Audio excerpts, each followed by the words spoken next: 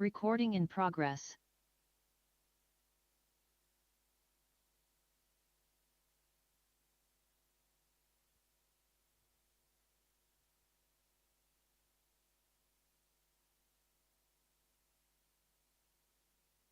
Okay, we've got a bit of an issue with people getting in online at the moment, so we've got about a minute. However, that is a minute that you can spend coming in and settling down. And can I just say, as I said before, the air conditioning works an awful lot better if the doors are shut. However, if you leave the door ajar, it sets an alarm off somewhere, which is extremely annoying to those who then have to come and shut the door. So if you are leaving in the middle of a session or coming in, can you just make sure that the door is clicked shut properly behind you?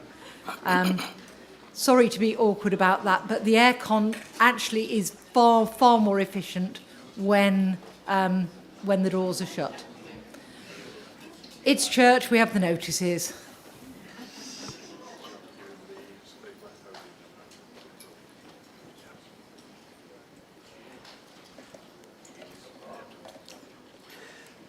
Good afternoon, Assembly. Just a few notices. Just to remind you that the air coming in is fresh air, so it's not recycled air. Someone has lost a phone. Someone has lost their room key card.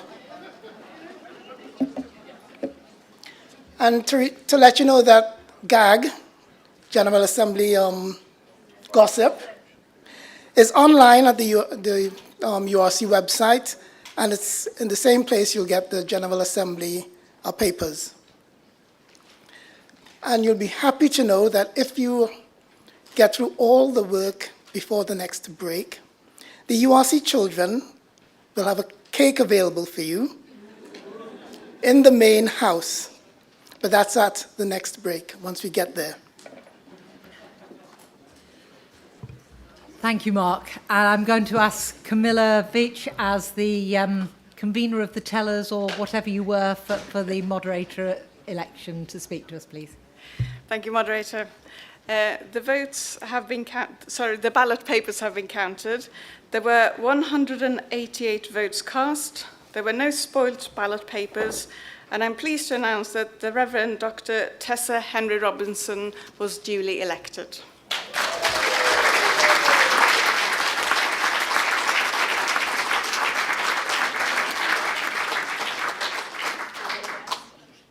And on that high note, we move to finance.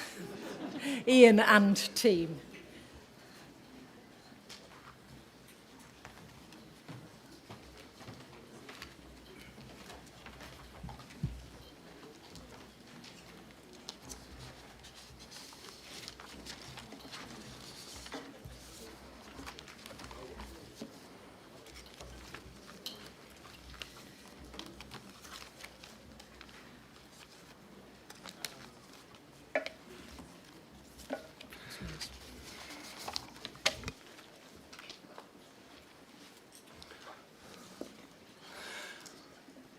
Moderator, members of General Assembly, I'm speaking to paper G5, pensions, and resolutions 11, 12 and 13. You'll be aware, if you've seen the two order of papers from Friday, that the Pensions Review Group is suggesting an amendment to both Resolution 11 and Resolution 13, both of which I will explain in due course. Moderator, may I have the Assembly's permission to move these two resolutions in their amended form? Thank you. Sorry, the amendments were on the order papers, and nobody has come back with any questions, I don't think. So can you just, using your red and green buttons or your orange and blue cards, if you are happy with taking the resolutions as amended? You will be glad to know that everybody is happy to go with the amendments. Thank you. My colleagues on this platform here are two members of the Pension Review Group along with me, and Jane Baird is also present in the hall. Vaughan Griffiths is near Mark, and David Martin, who is a pensions expert, unlike Vaughan and me, a retired pensions expert, he would stress, will deal with all the difficult questions, I hope. All members of General Assembly, but some very belatedly, for which we apologise, were invited to pensions briefing sessions on Zoom before this meeting to outline the proposals in the paper and the reasons for making them, as well as to answer the questions that were raised. I hope those who attended the online sessions found them helpful. I'm only going to outline the proposals briefly today in the hope that either you've picked them up from those sessions or you've actually read paper G5. I know that's optimistic. I began almost every Zoom session by reminding those who attended that although most members of Assembly have an interest in the outcome of this debate, what we're here to do today is to ask ourselves what God wants, not what's in our own interests. Last year, General Assembly took a profound and fundamental decision to move away from the existing pension schemes. What was left for the Pensions Review Group to do was to devise an alternative scheme which was acceptable to General Assembly, and that's what we are aiming to present to you today. General Assembly took that decision because the Church could no longer afford the costs of the scheme as the pension regulator was increasingly making them unaffordable for the Church. But we hope that General Assembly also took on board the point that we made last year, which was that these schemes were ceasing to be good value for money for the members, as well as for the Church. Accordingly, we were set to work. We optimistically thought we'd do it by November. We didn't. We failed miserably. It's been a complex and time-consuming task, but we now have what we regard as an extremely generous scheme for our people going forward. In essence, we propose a single defined contribution pension scheme overseen by Aon Master Trust, but with two sections. One for ministers and CRCWs under the Plan for Partnership, and the other for lay employees and those few ministers who are on employment contracts. We have proposed that the pension pot of each member of the employee section of the scheme should receive annual contributions from the Church of 16% of salary. The member would continue to pay contributions of 7.5% for salary, but with the option to pay more if the member wishes. Because ministers and CRCWs have a stipend base for calculating the pension contribution, which excludes housing costs, we judged this to merit a slightly larger Church contribution figure. And what we've settled on is a suggested rate of averaging out at 18%. I use the word averaging out at 18% because when we asked our professional advisors to help us with modelling what would happen if we gave every minister 18% every year for the remaining period of their ministerial life, the results were wildly different and wildly unfair to all the older members. Instead, we found that when we introduced age-related contributions, the results were not perfect, but they were much more nearly equal. And that phrase, more nearly equal, is a key phrase, because we've taken advantage of the Equalities Act age exceptions for pension schemes Order 2010, and I don't want to say that again, to propose that ministers should have an age-related contribution structure, which is set out in the paper. The rates chosen result in approximately an 18% average contribution cost to the Church in each year. Again, the member would contribute at least 7.5% of stipend as at present, but with the option of paying more, as the lay staff had the option of paying more. The Aon Master Trust is just one of many master trusts, and they all have in common a feature, which is that money would automatically be fed into one of their default funds unless the member says otherwise and says they want some or all of their investment pot to be put in another self-selected fund. And we've identified in the paper the Aon Default Fund, which we think is the best fit for the URC ethical guidelines. The best fit, not a perfect fit. There is no default fund of a master trust is a perfect fit for our ethical guidelines. But instead of the default fund, we're encouraged by the fact that Aon also has what is called a Global Impact Fund. And those who seek almost certainly to avoid fossil fuel investments can use that fund to invest some or all of their funding in. The management fees for that Global Impact Fund will be higher than the fees for the default fund, but we're not sure exactly by how much. The maximum we believe they can charge is 0.9%, but it may be a bit lower than that for the management fee. The current defined benefit schemes include arrangements for dealing with deaths in service and ill health retirements. Those are not possible to be dealt with within the defined contribution scheme itself, but we're proposing to put alternative arrangements in place.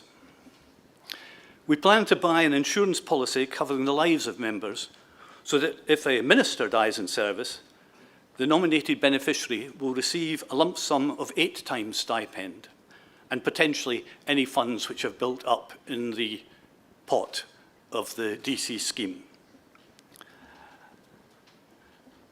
Reflecting the fact that salaries are intended to cover housing costs, we propose that our employee's nominated beneficiary should receive 5 times salary. In many cases, beneficiaries of these provisions will also benefit from the membership of the deceased person in the DB scheme currently, and will get a pension from that source too. If an office holder has to retire from ministry due to ill health, we propose the church should provide that the person receives a total income in retirement from the church or the church pension fund, old style, of 50% of stipend if the minister is unable to work in any form whatsoever after ill health retirement, or 25% of stipend if the minister is not able to act as a minister but could take on other work.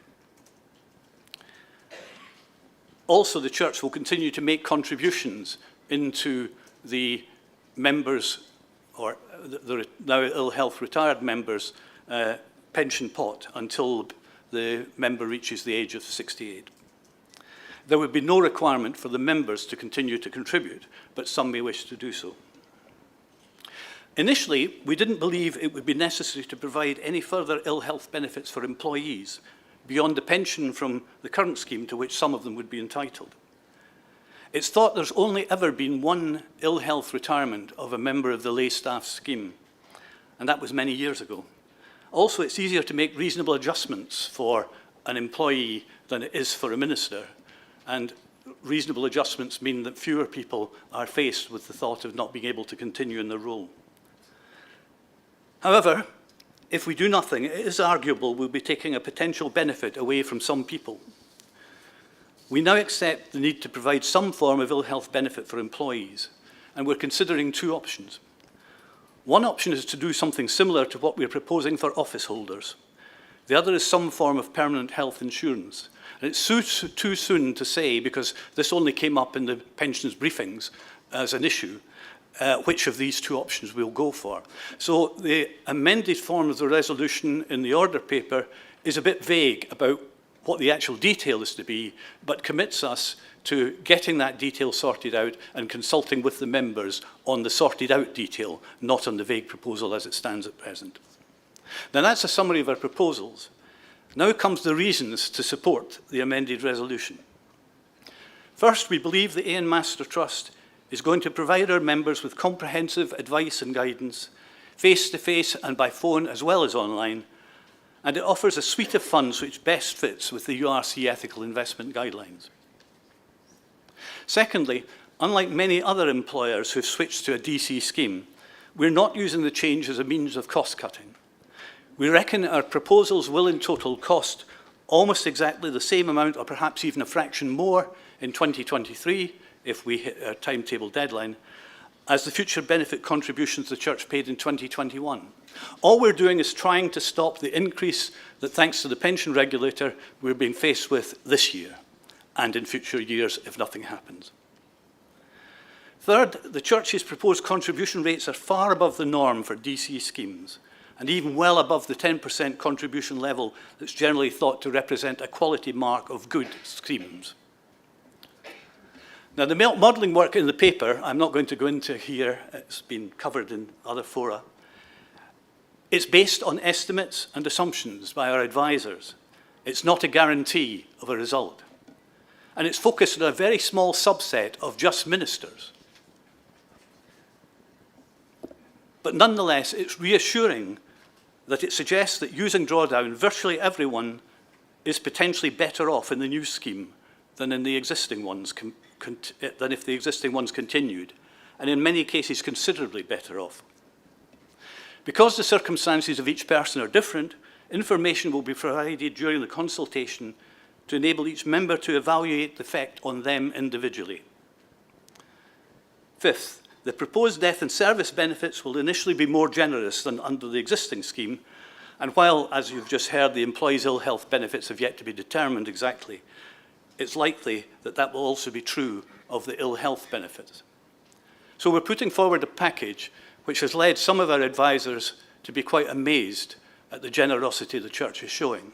And there have been a couple of people come up to me from the floor who have a background in the relevant industries and saying, this is a really good package. I hope, if it need be, they'll repeat that to the floor of the House. We've had a meeting with the URC Youth Executive and with the Qualities Committee, and in both cases they were reassured that our proposals were good and caused them no problems. We did try to talk to the Unite Union, but despite many reminders, they never got back to us.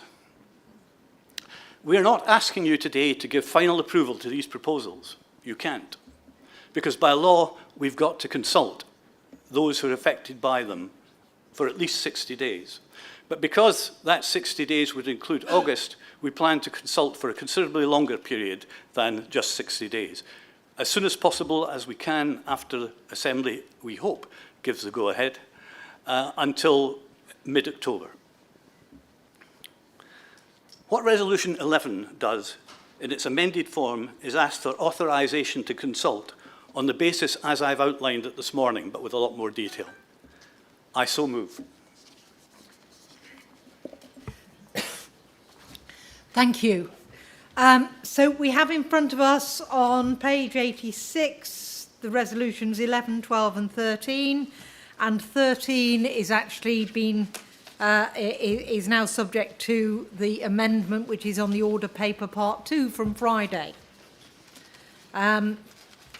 We will take these one by one, although the introduction has covered all of them, but they all work one after the other. So we're looking at resolution 11 at the moment, which is endorsing the work done and authorising further consultation with members. And that is on the screen in front of you. So we're in the information stage. Are there questions for clarification or further information?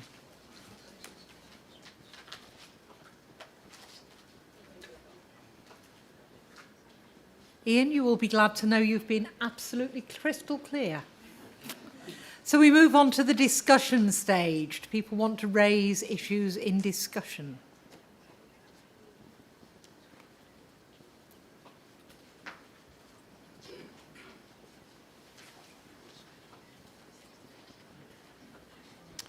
Robert Weston, South Western Synod and convener of the Environmental Task Group. I think the question or the discussion I would like to have is around the issue of this not being compliant with the recommended scheme, not being compliant with our current investment policy, ethical investment policy. Ian made the distinction between the standard offering and then the optional opt-in, which would guarantee that the investments are not in fossil fuels. I believe it was Mission Council in 2019 that said we would move our investments from fossil fuel companies. So my concern, not just as a minister with a pension, not just as Environmental Task Group convener, my concern is that we're going against former policy agreed by Mission Council and General Assembly. So I think for discussion is the question of how are you going to ensure that all ministers understand the distinction between the standard offer and the fossil-free offer, and what impact that's going to have on the cost of managing that pension pot on our behalf. So it's a kind of technical one. Ian won't be surprised that I'm raising it. He pointed it out to me. And I'm grateful for that, actually, because I would not have spotted it had this paper just come before us without the background information that Ian supplied. So I think I applaud the Finance Committee on their honesty, but I question whether this is the right policy, that we actually choose to go away from previously agreed and commitments that we made to be fossil-free investment. Anyway, you know what I mean. We're trying to avoid investments that involve fossil fuels, which our current pension has done. Thank you. Okay. There's nobody queuing up either online or in the room, so I think this is a point at which I hand back to Ian and or his sidekicks.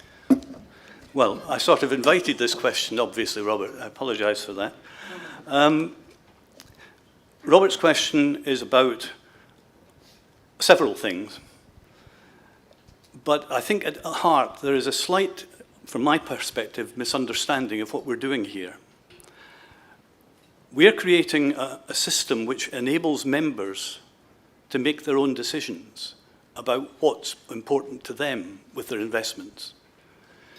All, as the URC has done, is issue guidelines for us as a denomination and for our members. But it's up to the URC trusts at all levels whether they follow those guidelines, and it's up to the members whether they follow those guidelines. We've never been able to say all ministers must do this. But Robert is correct that currently the Minister's Pension Fund is in the system very like the Aeon Global Impact Fund, where it's inherently unlikely that they will ever have a fossil fuel entity in them. And so currently there are no fossil fuel investments in the Minister's Pension Fund. When we liberate each member to have the flexibility to make their own decisions about their funds, it's impossible for us to dictate to them what we do. But what we can do and what we think we have done is set out the choices for them clearly. At least we've set out the choices for you clearly. When it comes to the consultation, we also believe we will make it abundantly clear that the default fund isn't a perfect match, and we will point them towards the Global Impact Fund if that is what they want to do. And we feel that that's as much as we can do. Are you satisfied with that? Right. I hope that answers your question, Robert. He's nodding. Right. I'm not seeing, I am seeing somebody. Ruth Whitehead, South Western Synod. Sorry, so the follow-up question is, so why isn't the Global Impact Fund the default, giving ministers, pensioners, or future pensioners the option to choose the less impactful fund? Do you see what I mean? So there are two funds. There's a better one and a worse one. Why are we choosing the worse one as the default, but saying to people you could opt into the better one? Is there a reason why we can't do it the other way around? Thank you. If you hold on a moment, there's Claire Westgarth online, please. Hi, Claire Westgarth, Yorkshire Synod. Or a member of staff, and nor do I really know before this anything about pensions. But I feel that this scheme has been very well explained, and it sounds like the right way to go for everybody. Okay, thank you.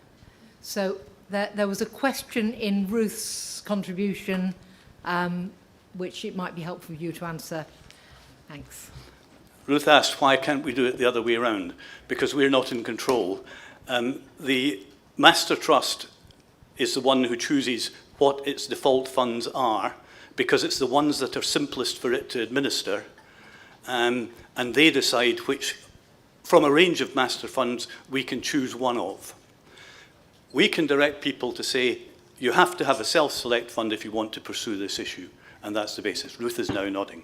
I was going to say, yes, Ruth is giving us a thumbs up, but those online won't have seen that. I am not seeing anybody else queuing up to speak on this, so can I just check using the orange and blue and the red and green? Are you ready to move to decision making?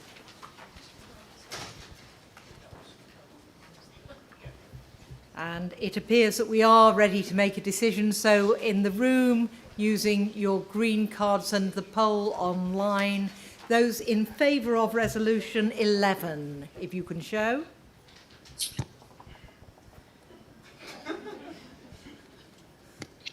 I'm missing what the joke is over there.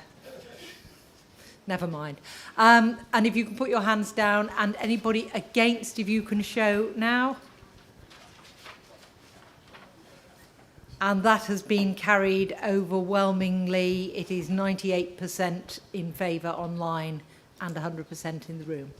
So we move on to resolution 12, which will fit on one single slide and is now on the screen. We were asked this morning and into the early afternoon to bear in mind the individual child on our card. And I didn't rig this, honestly. Benjamin, aged 10, was on my chair. His favourite thing to do is climbing mountains. And his self-portrait is of him, you won't see this, him climbing up a mountain and being about 4/5 of the way up. And that's where we are now. If AIN is to help us with the consultation process over the summer and into the autumn, we need to have a signed contract with them, otherwise they're not going to do the work. In the paper, we set out the fees that would be involved in signing that contract, which are slightly larger than it would have been if we'd chosen one of the other two, to our way of thinking, less suited to the URC Master Trust providers. We believe that the extra cost is worthwhile. Resolution 12 will give us your approval to go ahead and sign the contract and get them on site to help us with the consultation. I so move. Thank you. So information, any further information or clarification needed on this? You're doing a fantastic job, Ian. So we move on to discussion. Is there any discussion on resolution 12? Can you show then, using the orange and blue cards and the red and green buttons, are you ready to make a decision? We appear to be ready to make a decision. So using your green cards, this is just to keep you awake. If you are in favour of resolution 12 in the room, and there's a poll online. Thank you. If you can put your hands down, and if anyone is against resolution 12. You've got consensus on that one. So we move on to resolution 13.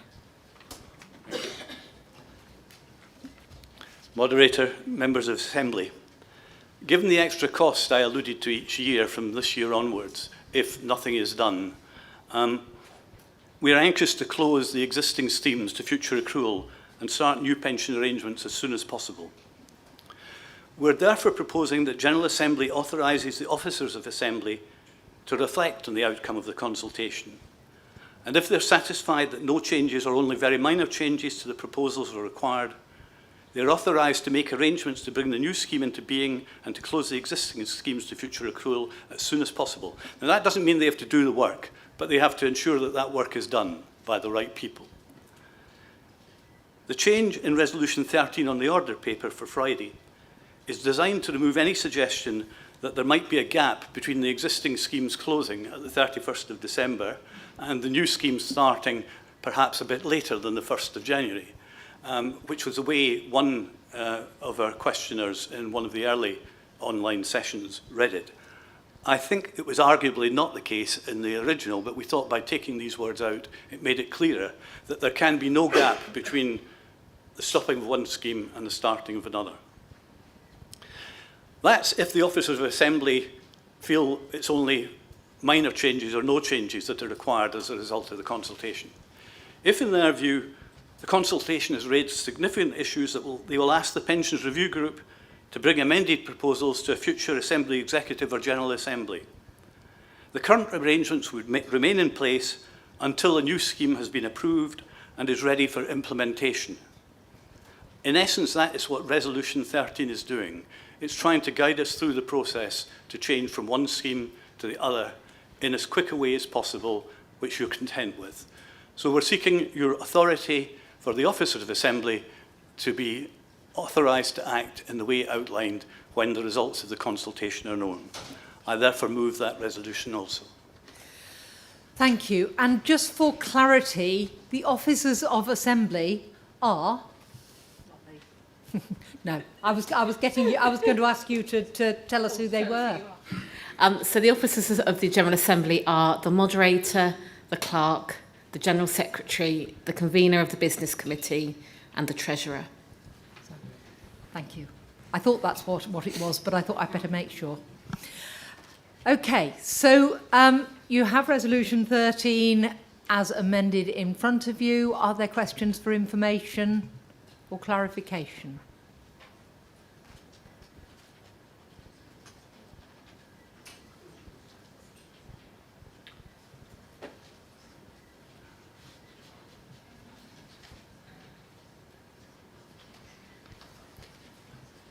George Watt, Thames North Synod, moderator.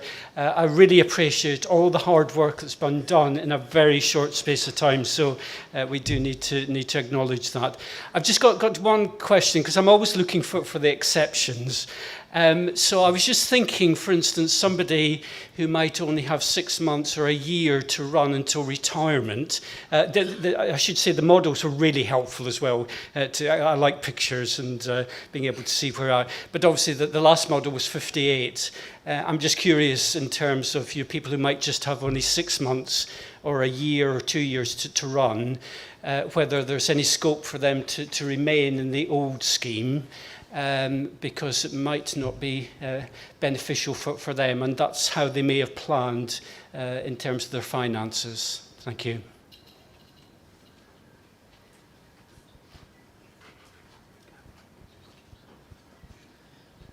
Moderator John Skipworth from the North West Synod. Can I add my personal congratulations to Ian and the team for all the work you've done on this? There are one or two aspects that I felt were not entirely covered by the paper, although I admit I may have missed them. The first question is, what are the arrangements for someone who moves to the ministry after a period of time in employment for them to transfer possibly accrued pension contributions into the scheme? And likewise, I note that when someone takes retirement, there is a clear distinction that they are expected to go to either drawdown or a purchase of an annuity. And I wonder if consideration has been given to those individuals having the opportunity to move into a self-invested pension plan. And thank you. Thank you. So, are you waiting to ask a question? So, thanks, Bridget. Bridget Micklem from Wessex Synod, but for this purposes, Bridget Micklem, Chair of the MPT Trust, which looks after the current DB scheme. And this is a question for clarification to Ian, which I agreed with Ian I would ask, which allows him to just restate again this point about the amendment on Resolution 13, which took out the date of 31st December this year as the date on which we are aiming to close the DB scheme to future accruals. Now, I didn't read the original wording as suggesting there was any gap, and I don't think there is, but as a chair of trustees, I want to be clear to you that from our side as trustees, we do not and will not sign up to something where there's a gap. And I want to also reassure you that in terms of moving quickly, it is quite important, moving with speed and with accuracy nonetheless, to get to a targeted date because of the regulatory costs. So, Ian, my question is a sort of opening to you to say anything else that you want to on this point, as we agreed that we would do.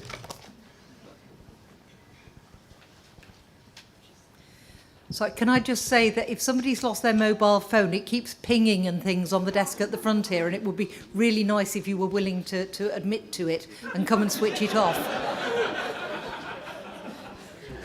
So we can't work out necessarily how to switch the sound off on it.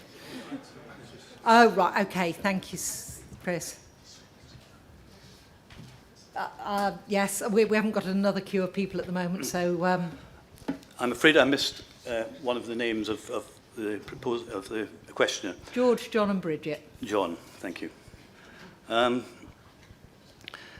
George was saying, what about people 6 months or so from retirement? Could they stay in the scheme? There's one very fundamental and very practical problem with that. If the scheme remains open and lots of other people leave it, and lots of other employers leave the lay scheme, there's the possibility of what's called a Section 75 debt arising, and the whole deficit of the pension fund would crystallise at that point. That's right, isn't it? Yes. So, no. It is not possible, because we cannot afford to pay that debt, because that would be an extremely large amount. The synods are currently, in relation to the Minister's Pension Fund, contributing funds which will add up over the next, well, the years to 2030, between 40 and 50 million pounds.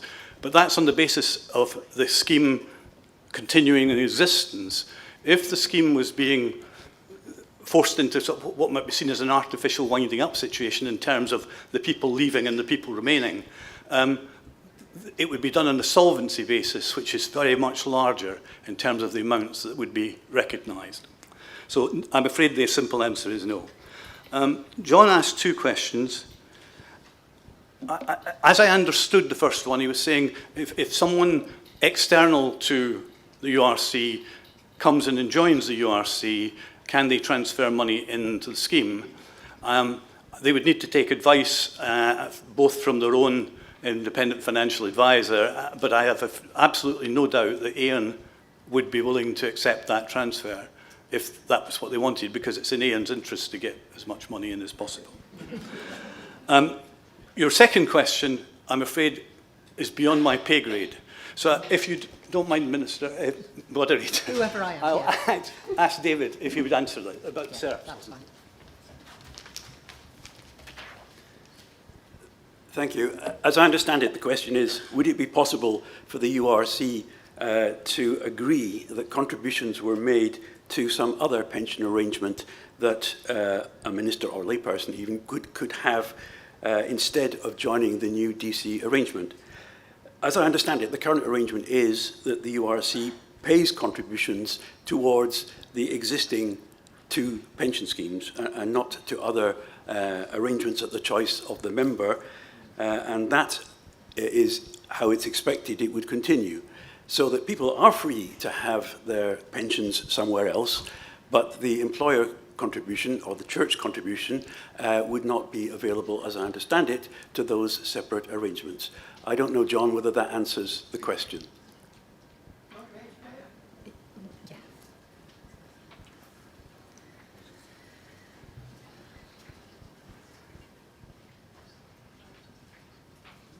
Moderator, earlier on the question arose of the choice of investments. And I understand some of the major insurance providers in this market are willing to administer, possibly at a slightly higher fee, I don't know the details, funds for an individual who is overarching in a pension scheme, but who has a self-invested pension plan. Thus, the individual concerned could choose, if they so wished, to comply with our ethical investment policy. I would ask, perhaps in the discussions, that that question is inquired of with Al. Well, there is the option, as was mentioned before, for the impact fund which does attempt to provide the issue to do with fossil fuel funds. And I don't think there has been any suggestion that there would be use of a member's own funds in the arrangement. Ian, do you want to say anything more on that? No. No, I don't want to say any more on that, but I do have to come back to Bridget, who wants her planted question to be answered.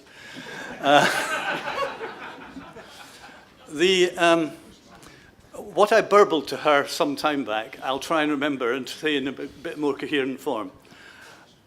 Like Bridget, I wrote the original resolution. I did not think there was the ambiguity in the original resolution, but some people did. And we thought by taking out those words, it would remove the ambiguity and ensure there is no gap.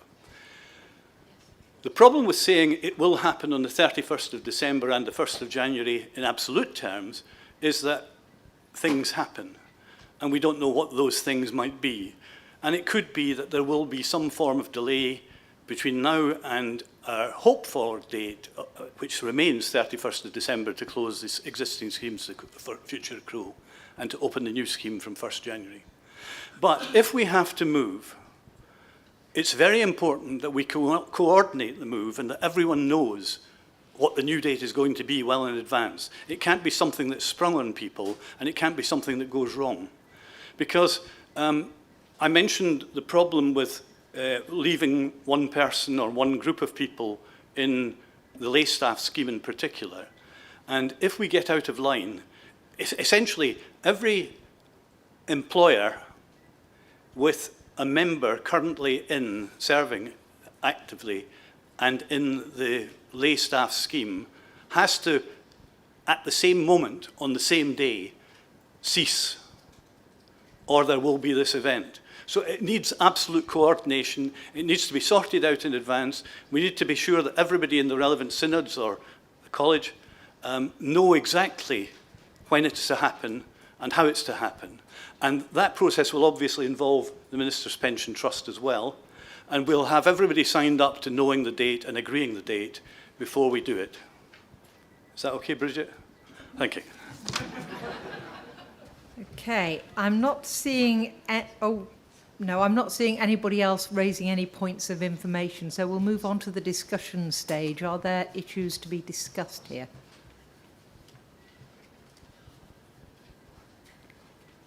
It seems as if the information has provided what we need. So can I just test that you are ready to make a decision on this? So this is orange and blue, red and green. I think we're ready to make a decision. So there'll be an online poll. And in the room, if you are in favour of Resolution 13, then can you show your green card? And if you're against, can you show your green card? And again, overwhelmingly, we are in favour with just a few online against and getting less, which is odd. Oh, the percentages can get less. Thank you. So resolution as 13 has been passed. And thank you to... Yes, I will ask Bridget to give thanks to Ian and his team because she understands it. As Chair of Trustees again, I would like to take this opportunity to say a huge thank you to Ian and David and Vaughan and everybody who's been working on the Pensions Review Group. I think they've done an amazing job. It's been great working with you as the trustees, and I'm wishing you all the best for the remaining stages. I don't know if it's inappropriate to give a round of applause, but I would really love to.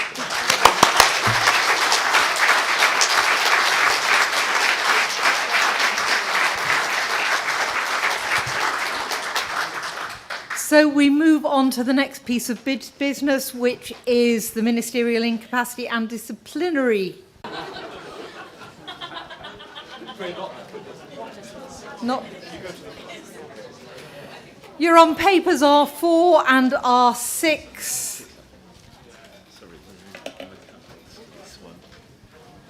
Thank you. And Janet Tollington is going to present on behalf of the committee. Moderator, members of General Assembly, thank you for allowing me to attend this assembly and present resolutions on behalf of the Mind Advisory Group, which is currently without a convener. I'm supported by Andy Braunston, who is another member of the Mind Advisory Group, who drew the short straw for writing the resolutions. Last year, Assembly approved in principle the adoption of a new Section O process of Ministerial Discipline. And paper M1 from the General Secretary, which appears in the en bloc resolutions, ensures that this will come into effect from the close of this Assembly. Thank you. Over the last year, Mind have been preparing in anticipation that this situation would come about by working through various hypothetical scenarios ourselves and in various training sessions for all the people who've been recruited to serve in the differing capacities that the new process has, to see how the process will work in practice. We've been learning through this whole year, and also through listening to feedback that's been received about cases that were conducted under the existing process over a number of years. This learning has resulted in several resolutions being brought to this Assembly designed to fine-tune and improve further the process, the new process that you approved last year, so that it is both fair, as was the old system, but able to be operated in a smooth and transparent way. Most of the resolutions that we are bringing are part of en bloc, including one that I want to mention, which is in paper R5, about providing assistance to a minister going through the process in the preparation and presentation of their case, which will create greater parity between the parties in a disciplinary situation. The resolutions which I do present for debate are those in papers R4 about the curtailment of a pastoral tie or appointment, and R6 about confidentiality. With your permission, moderator, I will deal with the latter first. Resolution 42 asks that the original draft of Appendix Y about confidentiality throughout the process be deleted and replaced by the version that is now before you. You may think it looks complicated, but we believe it is much simpler to understand and much clearer than the one that it is replacing, and that it ensures that information about a case is disseminated on a strictly need-to-know basis to safeguard a minister's rights to privacy and confidentiality, alongside the rights of complainants to know what is happening and to know the outcome of a case that they, to a large extent, initiated. There is also a need to be able to tell churches sufficient information as a case is unfolding to prevent false speculation and erroneous, unfounded rumours circulating. And I'm sure you all know how good churches are at adding 2 and 2 and getting about 64. And at a conclusion of a case, it's important that congregations are enabled to have pastoral conversations to facilitate any healing or reconciliation that might be necessary as a consequence of a case. So they need some information to enable that to happen. Moving back to paper R4, Resolution 33 and the others that are part of that paper, and we should point out that those that appear to be numbered 37, 38 and 39 aren't resolutions at all. It's a mistake in formatting. They're just simply paragraphs of an appendix, and somehow or other in the formatting of the document, they've ended up with a number against them as though they were separate resolutions, but they're not. So it's 33, 34, 35, and 36. These are all to do with providing a third possible sanction to be imposed where a minister admits a gross breach of vows or such an allegation is found proven. Currently, the only options are removal from the role of ministers, which might seem to be a draconian punishment in some cases. For example, something like a case of adultery that's been admitted and there's been true repentance, and that's all in evidence, where to remove from the role may seem over the top. But the only options we've got at the moment are removal from the role or a written warning with directions about future ministry behaviour. Now, although directions might recommend that a minister should seek a new pastorate, at present this cannot be enforced. And situations can arise where a minister resolutely believes that they're just the right person to manage the healing and reconciliation process that's needed in a congregation which is split down the middle in response to the minister's behaviour, when the Assembly Commission is clear that this work needs to be handled by somebody else. Nonetheless, they believe that the minister could exercise another fruitful ministry in a completely new context.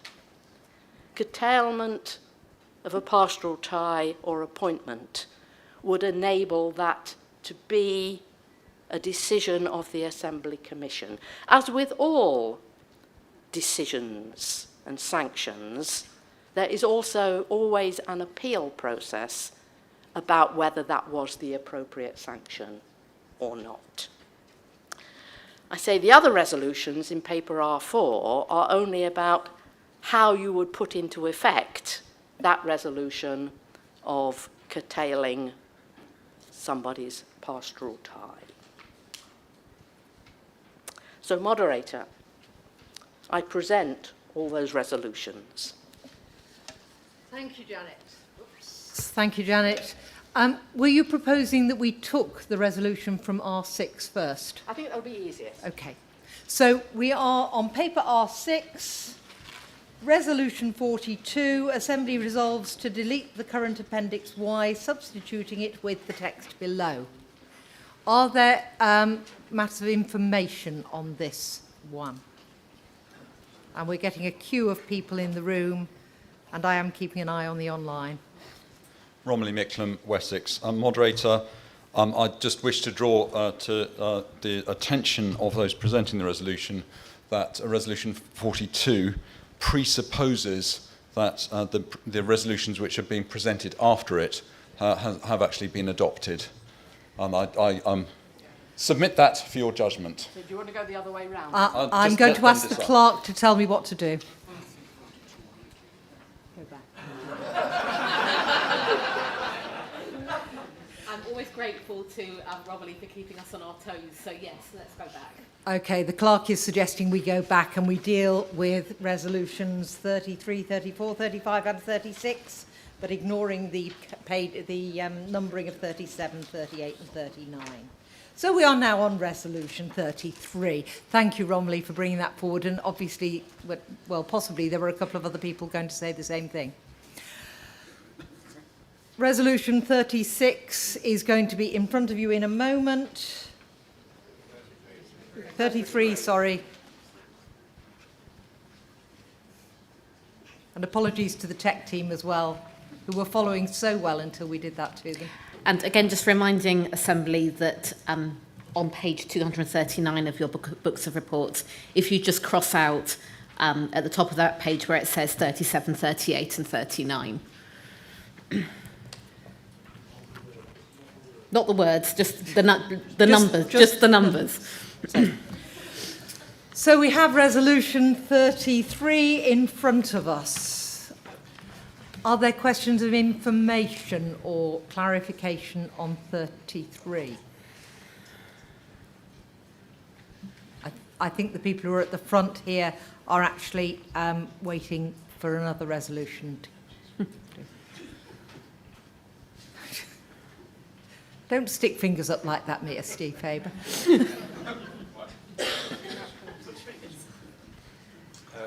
Sorry, Jeff Hughes, Mersey Synod. I presume this takes into account any safeguarding issues? Yeah.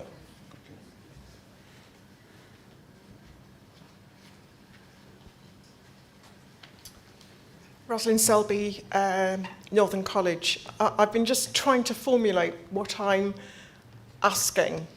And I think I want to ask something around the nature of call as an internal sense and an external validation by church, local church, wider church, that comes throughout right from the assessment process. So could I ask where it fits in that somebody curtails a call? Are we affecting how we understand call and external validation of call by doing this? It just feels not quite right.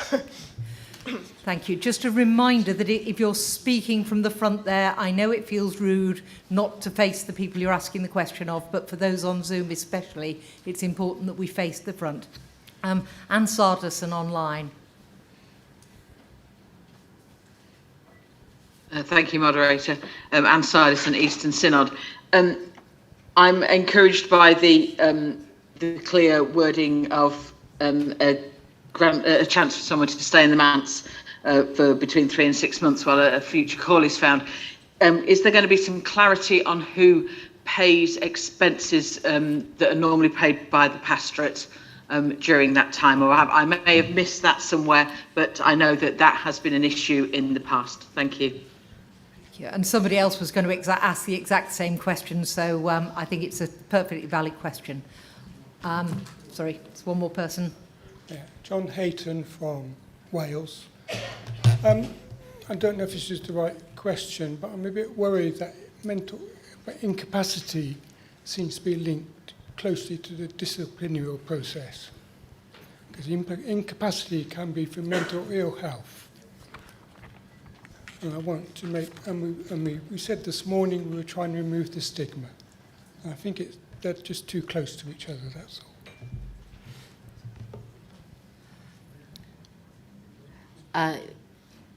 Yes, it's out of order. I'm sorry, that's out of order. So we're looking. Incapacity is not connected to this particular resolution. Thank you.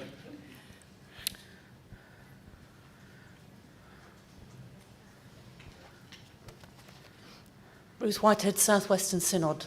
I have a question about this potential process, which is, why is there nothing in there about the potential role of a synod pastoral committee or a synod mediation team or even a synod moderator to help to facilitate the healing? It seems odd that a group that have looked at a case from outside and have received a snapshot of what has happened between a pastor and their call should terminate the tie when there may be ameliorating things that could be done at a more local level. And I'd like to see that included in this process. Thank you. I'm not seeing any more questions of information, so I invite you to respond to those. If I can answer that one first or attempt to while it's still in my mind. I think the issue, Ruth, is that at the moment the Assembly Commission has to make one of two decisions: a warning or a complete deletion. And there's many an instance when a warning may just not seem to be adequate for the severity of what has happened and the risk of handling it back with warnings that synod committees and various others might be able to resolve it. If they can't, we've then got a minister continuing who is perhaps not safe for a variety of reasons to do so. By being able to impose the curtailment, that can be appealed, and that might give time and opportunity for some of those other conversations at a pastoral level to take place, or a synod level, that might make an appeal committee decide differently from the Assembly Commission.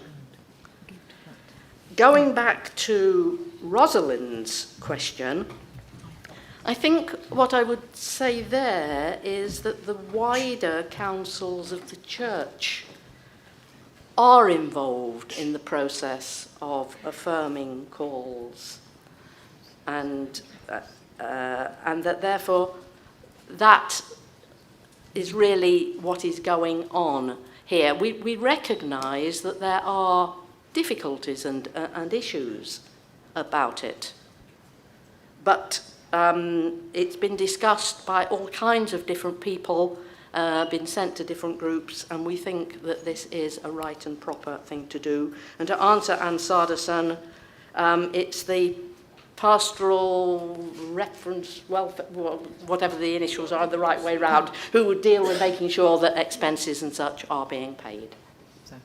We have another question for information. Sarah Moore, Assistant Clerk, asking this as a member of the Assembly rather than in the clerk role. Has consideration been given to how these provisions would work out in respect of ministers who are inducted under the provisions of NSM Model 4?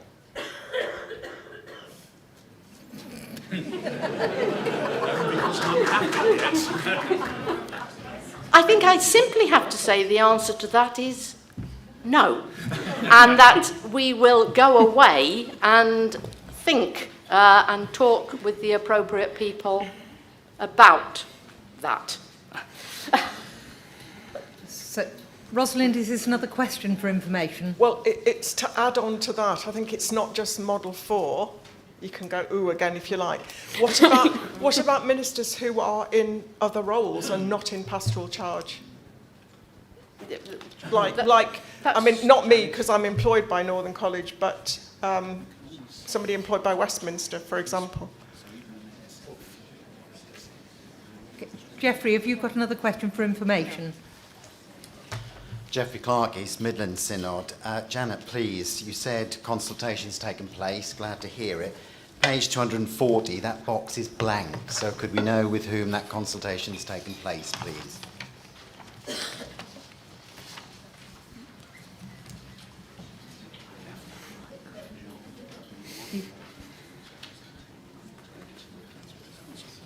Yes, I was just going to say, if you want somebody else to give the answer from your team, feel free. You give the answer to that one.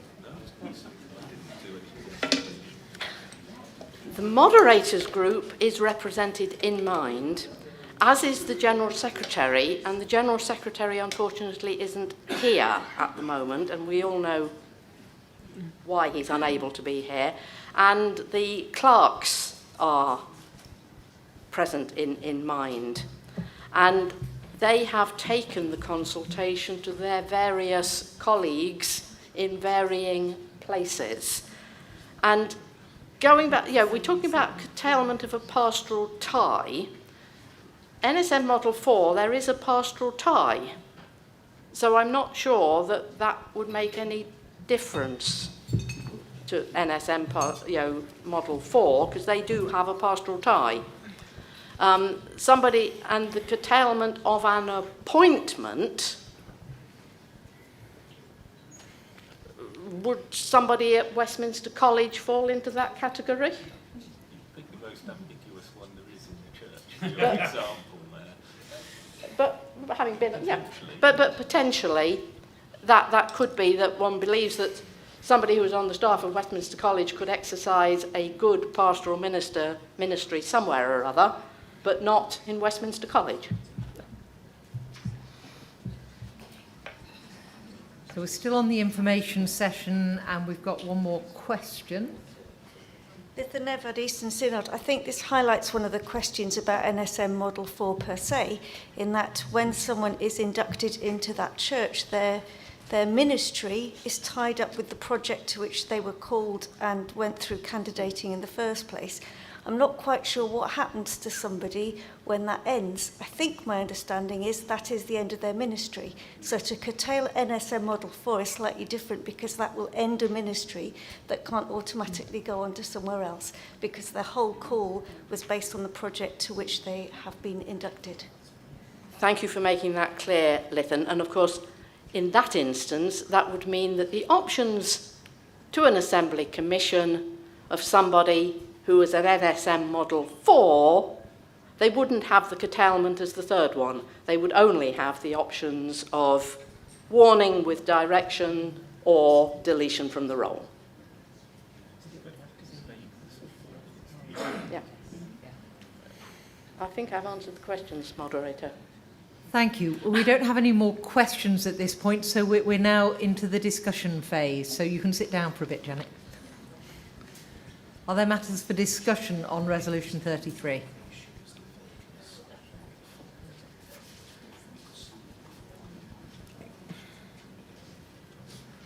I'm not seeing any matters for discussion. I can hear that the group behind me are still struggling with NSM 4, and I don't know. No, they don't want to say any more about that. So can I just test, are you ready to move to decision making on this?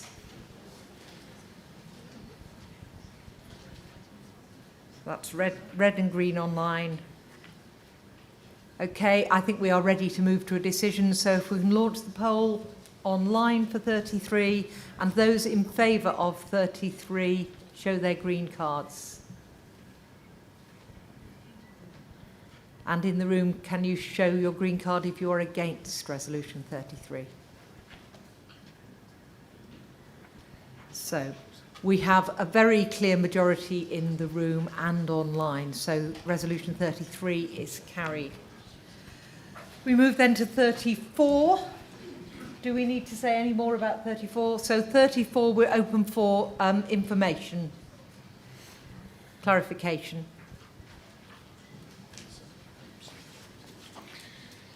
Steve Faber, West Midlands Synod moderator.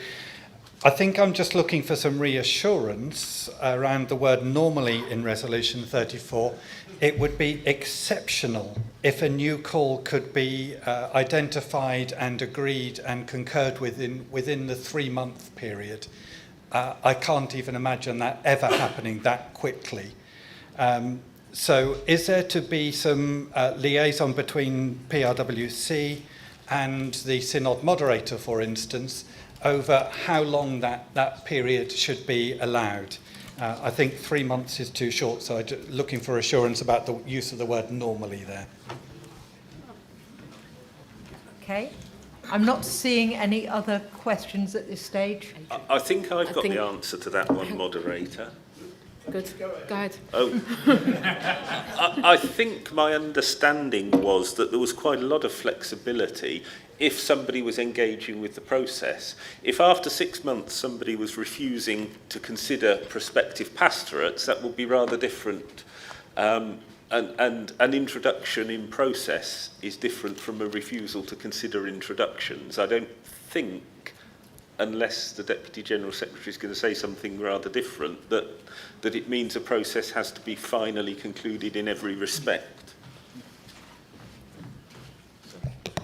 I think all of that is entirely correct. Adrian Bully, Deputy General Secretary. I'm really excited to be speaking as Deputy General Secretary.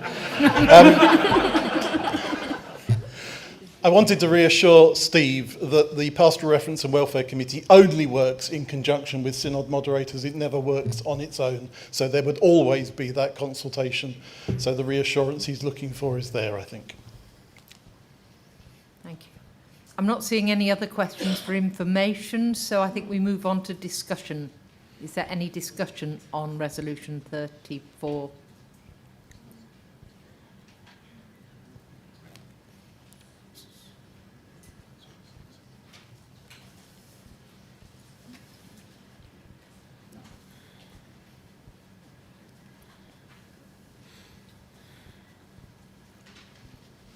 Bernard Fidder, Southern Synod. The question about 6 to 12, the 3 to 6 months, I know reassurances are fine, but once they are printed in booklets and become law, URC law, in 10 years' time, would we remember those? Would it not be more to say 6 to 12 months, just to make sure that we have clarity, or to say that call is in progress instead of call be found? Something that gives a bit more flexibility.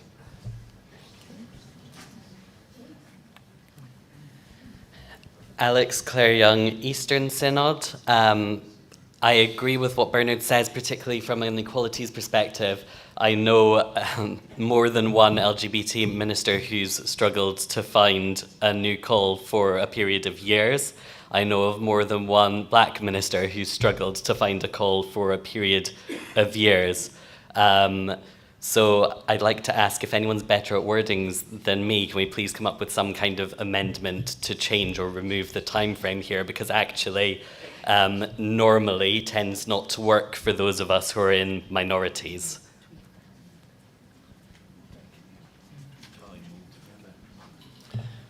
John Bremner, Synod of Scotland, and not Senate of Scotland, as it said on the subtitles for those on screen yesterday.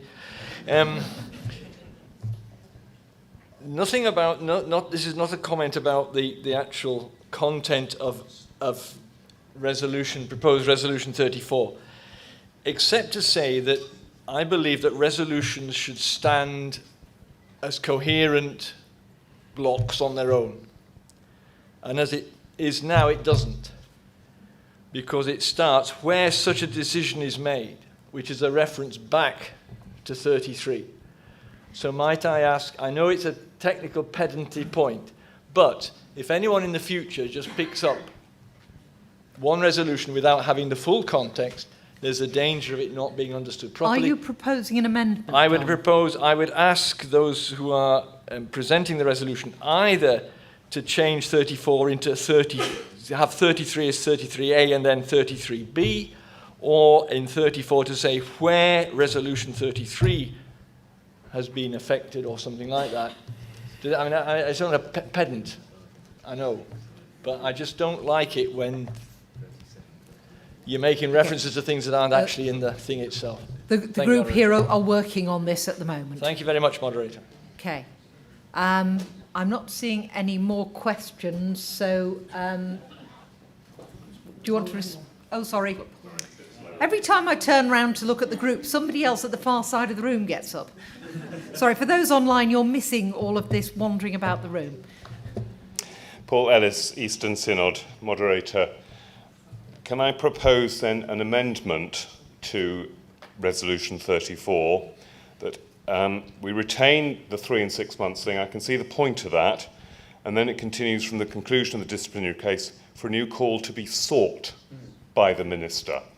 So my implication being all the minister has to do is to say to their synod moderator, yes, I will, please put me on the list to look for a new pastorate or appointment. And that needs, as far as it needs to have gone. That's my proposed amendment. My question is, what is the status of the pastorate at the stage where this potential minister has been removed from it, but is still living in their manse? Can if there's somebody in their manse, can they start looking for another minister? Or do they have to wait until that minister has moved out 6 months later, after all they've been through already? But I'll let you answer that with the microphone. Okay. So technically, I think we have an amendment, Yes. but I'm going to ask the group what their response is to that before we deal with the amendment itself. We are happy to accept that amendment from Paul Ellis, and we would also, responding to John Bremner, be exceedingly happy to change 34 to say where a decision to curtail a pastoral tie or appointment is made, the General Assembly. Okay. I'm getting a lot of nods around the room. The tech team, I'm sure, are going to be writing this up, but they might need you to say it again slowly, Janet. Can you just what? Can I say what I'm going to say before you decide? Who's taking the minutes, moderator? Because I'm aware that there's been lots of discussions around let's assume this, that and the other, and yeah, I saw nobody over there, and Andy take a few notes, but I just wanted to check, particularly talking about being lost in translation as well. Yeah. Thank the you. wording of 34 would be where a decision to curtail a pastoral tie or appointment is made, the General Assembly, through its Pastoral and Welfare Committee, shall grant a period of normally between 3 and 6 months from the conclusion of the disciplinary case for a new call to be sought by the minister. Okay, I'm hoping that the tech team is going to be able to do that, but I think it's fairly simple that the significant change is sought rather than found, and the other sentence in there is simply clarifying such a decision into the precision part of that. Jeff Hughes, Mersey Synod, I just wonder whether the sought and found really starts to hit into the whole thing of call. At what point is a minister called? Is it when they're seeking a call or when a call has been found? The point is that the minister is seeking one. They're engaging with the process to find a new one. They are not resistant and saying, I'm going nowhere, I'm not going to consider looking at anything. Yeah, no, So it might take more than 6 months to actually get there, but they're actively involved in seeking one, and there will be a call at the other end that affirms it.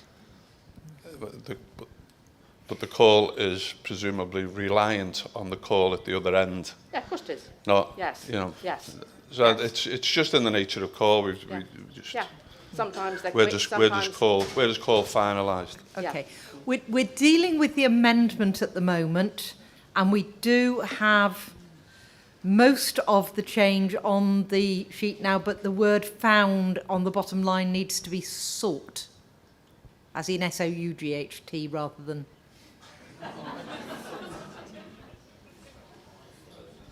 So this amendment has been agreed by the Mind Advisory Group, not committee, sorry. So it's simply a matter of voting on the amendment rather than voting on the resolution as a whole at the moment. So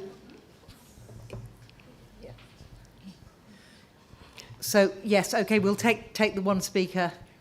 Yes, sorry, I'm new to the process. I wonder if... Can you just tell us who you are? Sorry, before you Hilda Darkwa, Thames North Synod. I wonder if the word sought is too open-ended and that it needs to have a time frame. I think we're going back to not the 3 to 6 months, but something maybe sought within a period of, just to give some certainty to the whole process, because then I think it does link into the accommodation issues.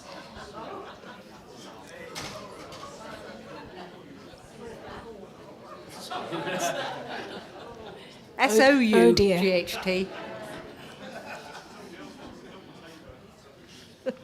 S-O-U-G-H-T. And I think for the actual pastorates, they need some certainty, because I think it has linkages to whether they move away from the accommodation, whether the church can then begin to look for a new minister, and therefore the word sought needs to be qualified. Okay, well, just at the moment, I think we have an amendment that has come from the committee, and therefore I think that we're in order just to deal with the amendment and then go back to the full substance. So those who are waiting to speak online and in the room, we're just going to deal with the amendment and then go back to the resolution. We can, of course, amend again if we need to, but at the moment, what you have in front of you, are you happy with those changes to Resolution 34. So this is a straight vote. If we can just have an amendment vote, poll launched online. And in the room, are you happy with the amendment? If so, then your green card, please. In multicoloured cards sometimes. Okay, and if you are against the amendment, can you show? It's just taking a little while online. Okay, we have a very clear majority for the amendment. So we are now working with Resolution 34 as amended. We are still in the information? Yes, I believe so. We're still in the information stage, so so questions of clarification or more information. I did have somebody online asking to speak earlier, but I think they've put their hand down. Fran, did you want to? Fran Kissock, Yorkshire. I'll make this into a question of clarification. How long can a minister whose ministry has been ended in that place continue to seek a call with the support of the Assembly Pastoral Reference and Welfare Group? Because we've made it very open, and if you never really wanted to leave that place, you might seek a call but never find it, because it's quite easy to look for things you don't really want to find. And if we're not careful, we might find that happening. Thank you. And there are two more people here asking questions. Jim Gascoigne, Thames North Synod. Moderator, I'm not sure if this is for clarification or discussion, but I would like to air this. It is to do with the church that may be left in a, for want of a better word, artificially prolonged vacancy situation. For other reasons, I have experience of churches losing momentum to a huge extent because approaching a vacancy and it finally materializing has taken very nearly a year already, and it wasn't possible to begin the pastoral call process until almost a year had elapsed. I wonder if consideration has been or can be given to how one cares for the church whose ministry has been suspended and who, as things stand at the moment, may not begin the pastoral call process until the minister has actually left. Can I just say that whilst that is important, it's not part of this specific bit of process, but it is associated and is important. There are a couple more people waiting to ask questions, I think. Trevor Jamieson, Northern Synod. As I now read the resolution, does it mean that when the disciplinary case has concluded, that the minister might choose not to seek a call for 6 months before they start doing so? Okay, thank you. Alex, are you? No, it's okay. I've just been the answer to my question. Okay. Janet. Fran's question, it's the PRWC who decide how long something can go on before ending that arrangement. I've been told that Jim's question, is it not part of this? Yeah, but I don't suppose see it as part of this, although it is clearly very much connected. What one can say is that the Synod Pastoral Committee would be involved in when a vacancy can be declared, and deployment policy and all kinds of things affect all of that as well. And the length of time that a church might be in vacancy varies enormously, as we all know, for a variety of differing reasons. And we hear the question about the problem with the accommodation if somebody is staying on, but again, that would be for the Synod Pastoral Committee and the Church to think through those processes of how and where you can house a new minister if you've still got an old minister occupying one property. Synod Manse policy often enables that kind of thing. I think I've answered the question. Thank you. Yeah. Is it still information, Elizabeth? Are you asking a question or are you expressing an opinion? I'm expressing a view as the incoming chair of the Pastoral Welfare Committee and about the use of the appropriate and correct use of normative, which I want to support, and in terms of the... I think it might be helpful for you to speak at this point then. Sorry, there's a fine line between information and clarification, and I think in some ways Elizabeth might be offering some. Thank you, Moderator. Elizabeth Welsh, former Moderator of General Assembly. And I want to make 2 points, hopefully to clarify this resolution which I support. One is from a perspective as somebody who chairs a charity and has recently been amending the constitution of that charity. The charity is registered with the Charity Commission, and so we have to get authorization and permission from the Charity Commission for the proposals that we make. And one of the things that we've been discussing is the use of the word normally. And it's about what might seem a relatively minor thing about how long people might serve on the committee as a trustee. And we've decided that we would include the use of the word normally for 2 terms of service, even though a trustee might go on for a further term or 2. Because if we use the word normally, it isn't defined as the end understanding. So it leaves it open-ended. The second point I wanted to make was, as the incoming proposed, if a General Assembly agrees, chair of the Pastoral and Welfare Committee, my reflection on that use of the word normally and the terms that we've been talking about, the time limits, is that my assumption would be that the Pastoral and Welfare Committee, and I'm not on it so far, so I'm sure I can stand to be corrected on this, but my assumption would be that that committee, in liaison with the Synod Moderator and Pastoral Committee, would urgently have a discussion about what seemed appropriate in terms of the time limit, bearing in mind that 3 to 6 months was not the defined time limit, but it could be open depending on the local circumstances.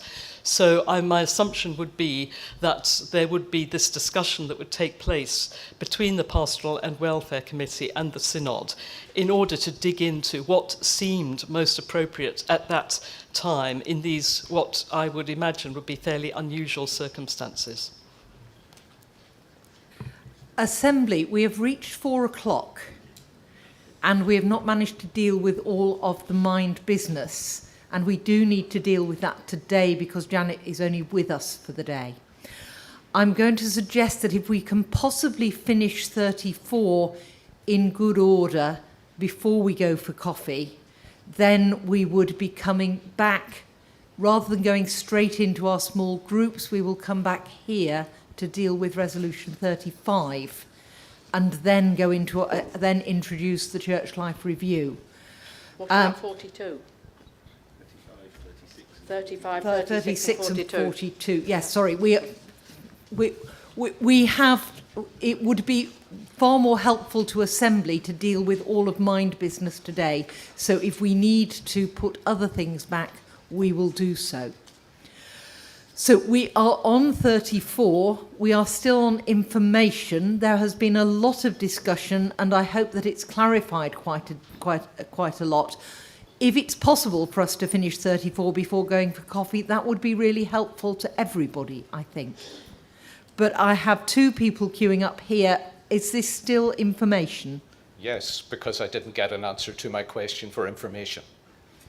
Your question was? My question was, under the wording as we now have it, could a minister at the conclusion of the disciplinary case decide to wait for up to 6 months before beginning to seek a call? Sorry. No, is the simple answer to that. Okay. Hello.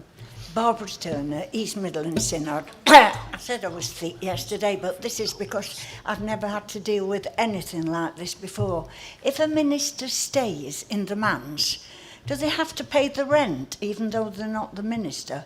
And because I thought, well, if they're not paying any rent, they're getting an unemployment benefit because they won't be getting the stipend. No. Okay, that's okay, because I thought they're not going to be in any hurry at all to leave, are they?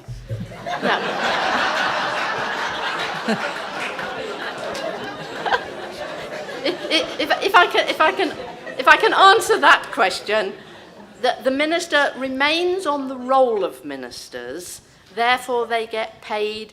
This is where the Pastoral Welfare Committee come into play, of covering the costs associated with that while this process keeps going, and they will be exercising a degree of influence, let's put it, and that if the minister refuses to actively engage with the process, that in itself could be cause for another breach of vows that could be another case. Okay, we've just answered the question that was coming up on the floor. I think then that we have finished the questions of information. They have gone into a degree of discussion as well, but are there other matters for discussion on Resolution 34? So can I just test, are you ready to take a decision on 34 as amended? Moderator, it's just been pointed out to me this is purely, I suppose, a typo, that we need to include the word reference after pastoral in that resolution. Pastoral reference and and welfare welfare. committee. We'll tidy that up. We'll tidy that. It'll be done in the minutes, and it's welfare and reference. I think PWRC. Yeah. Oh, never mind. Yes. It'll be right in the minutes. PR. Okay. I think that we have agreed that we are ready to take a decision on this, so we are now going to launch a poll online on Resolution 34. And in the room, can you show if you're in favour of 34 as on the screen now? Thank you. And those in the room who are against? Again, we have an overwhelming majority both online and in the room, so Resolution 34 has been carried. Can you please enjoy your coffee and your cake, but can you make sure you are back here and ready to start business at past? Thank you.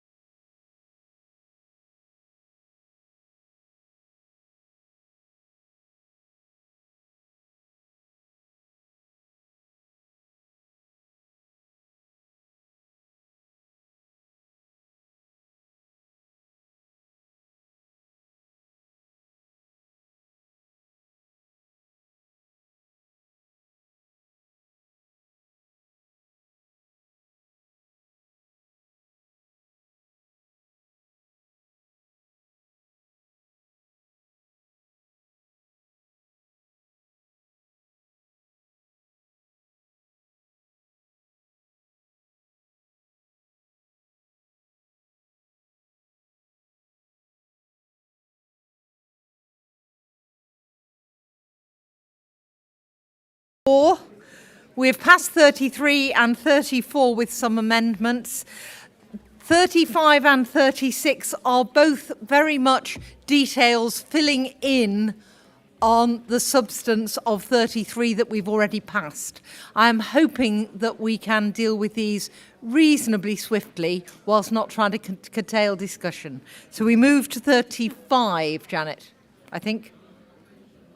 Thank you, Moderator. If I can just simply say, regarding Resolution 35, that this is a law spelling out that it is not appropriate for a minister who's moving on somewhere else to have any involvement.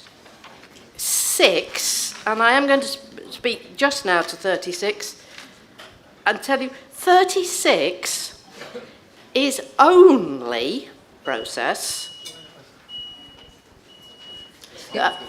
It's okay. Just all right. Keep going. Yeah, it is only the wording, or 35. 36 simply tells you what words will be changed in the appendices to correspond with what we've agreed. 36. Thank you. So we're on 35 at the moment, and we are in the information session. So are there any questions for clarification or further information? I've got Jenny online, please.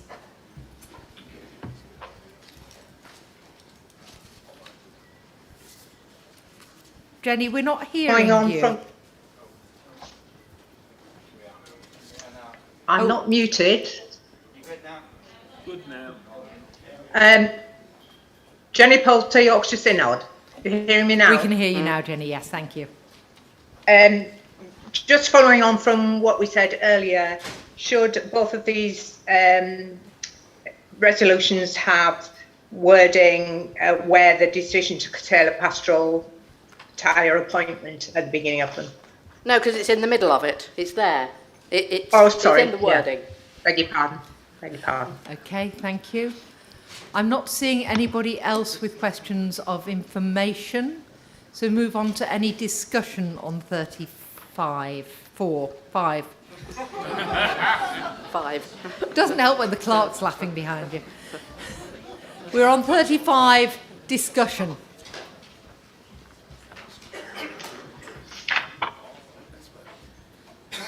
I am not seeing anybody wishing to discuss, so can I test whether you are ready to move to a decision? If you're ready to move to a decision, a green online or a orange here.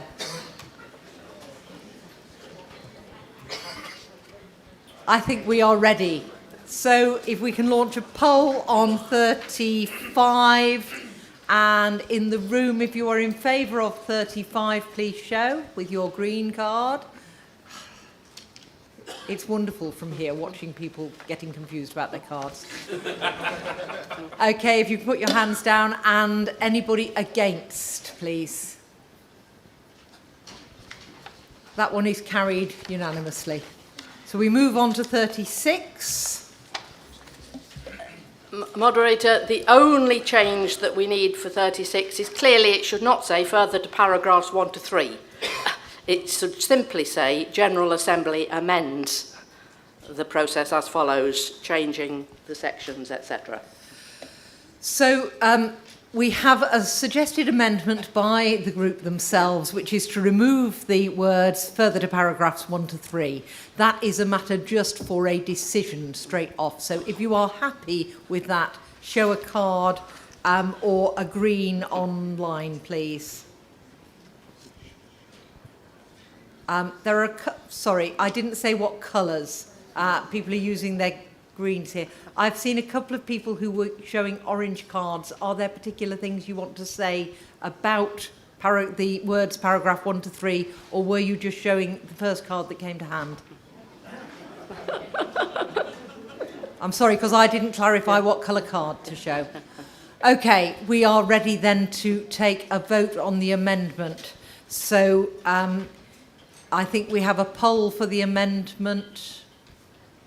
To be honest, I think we could do this without a poll, but since I've asked for one. So, in the room, those in favour of that amendment? And anybody against?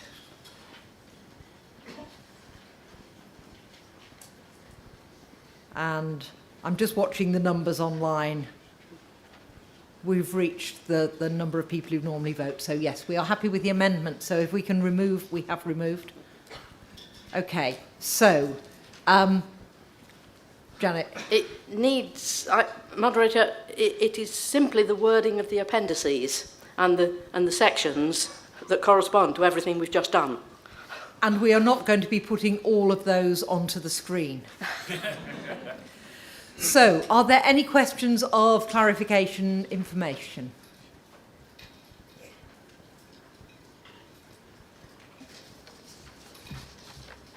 Is there any discussion to be had on this?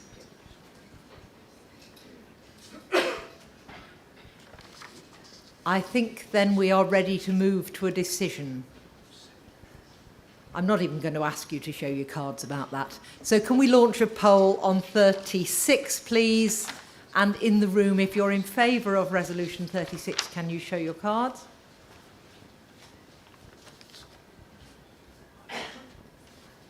And if you're against in the room, that is passed unanimously as well.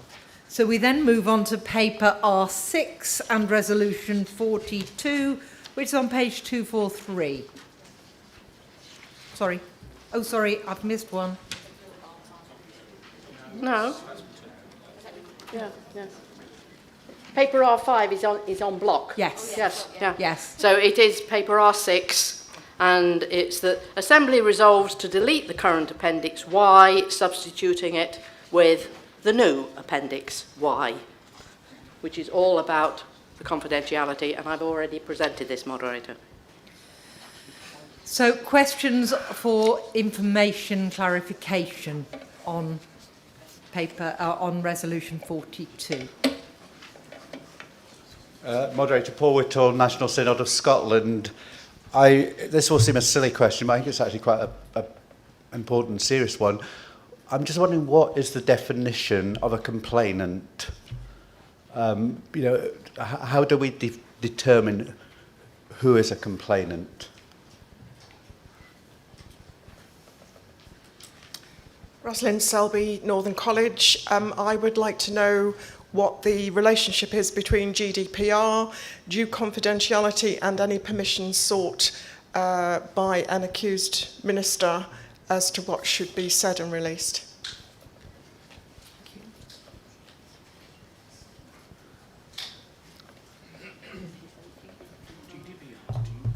John Marsh, former moderator of General Assembly. On page 245, paragraph 7, I'm just wondering if the text in the last sentence, beginning the press officer, is somewhat garbled in printing. It doesn't quite read well. Which page, John?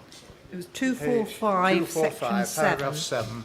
The last sentence beginning the word "the press officer is to seek." I can't quite make the sense of it. Should be current responsibility. I believe there's probably a typo there, and in that sentence it should say responsibility rather than responsible. Thank you for that, John.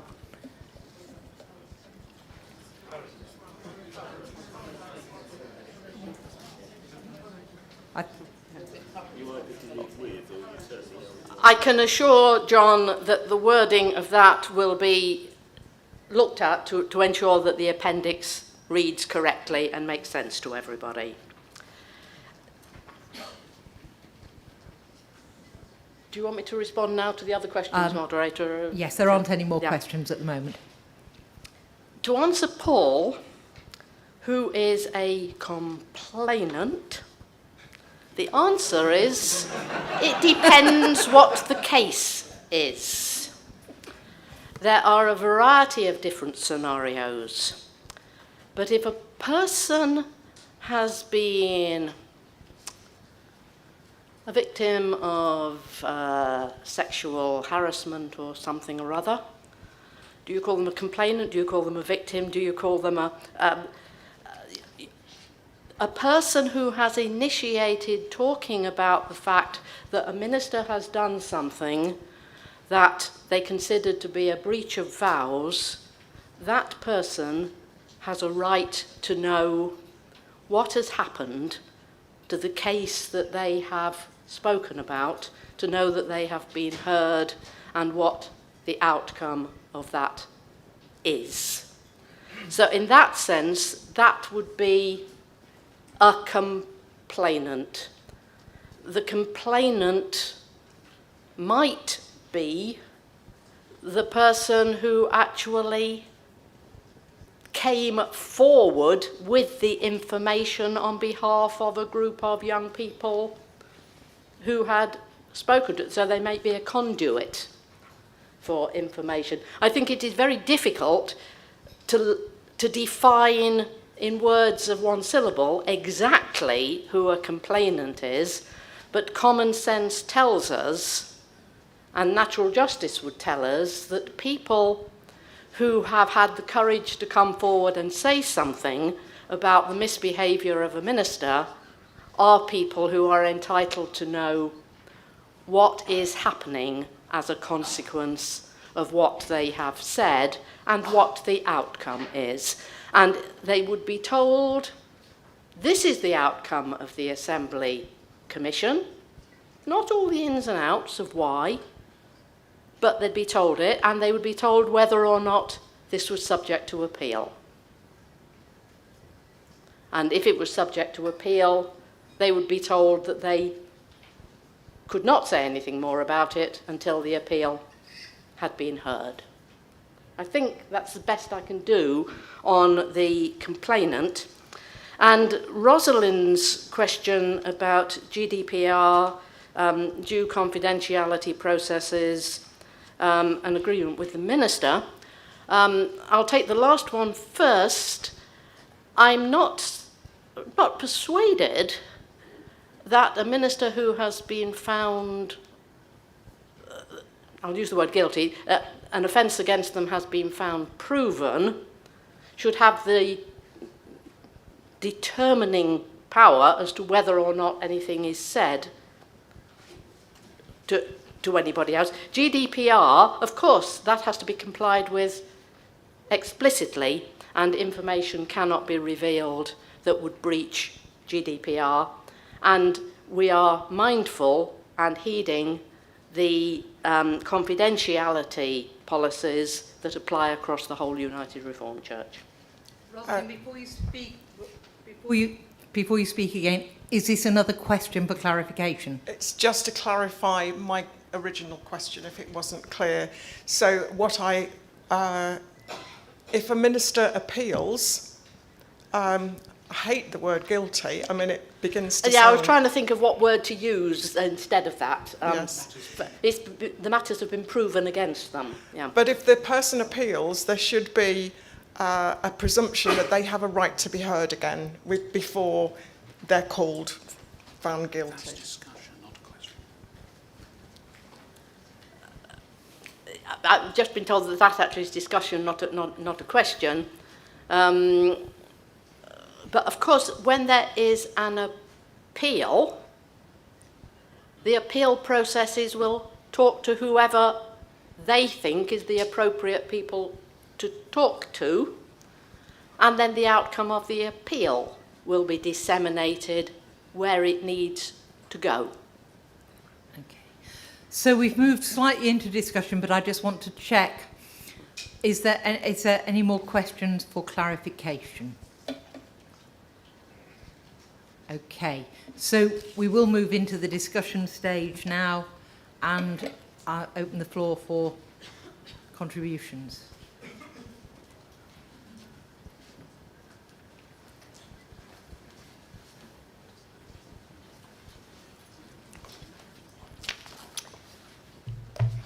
Ruth Whitehead, South Western Synod. For most of us in this room, we have no idea what the ministerial incapacity and discipline procedure is, other than what we read on the printed page. For synod moderators, I'm afraid it leaps off the printed page into our diaries and our lives and our hearts and our souls. It is the hardest thing a synod moderator ever has to do, to deal with the disciplinary procedure And I am grateful for Mind for helping us to get a process which is as clear as it can be. But I want to take us to page 252 of 273, if you're looking at the printed book of reports, part 5, permanent records, monitoring continuity and review of the process.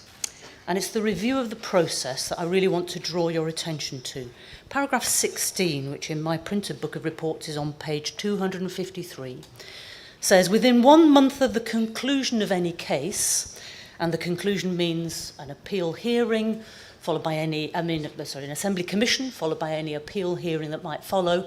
These things, friends, can take years of people's lives.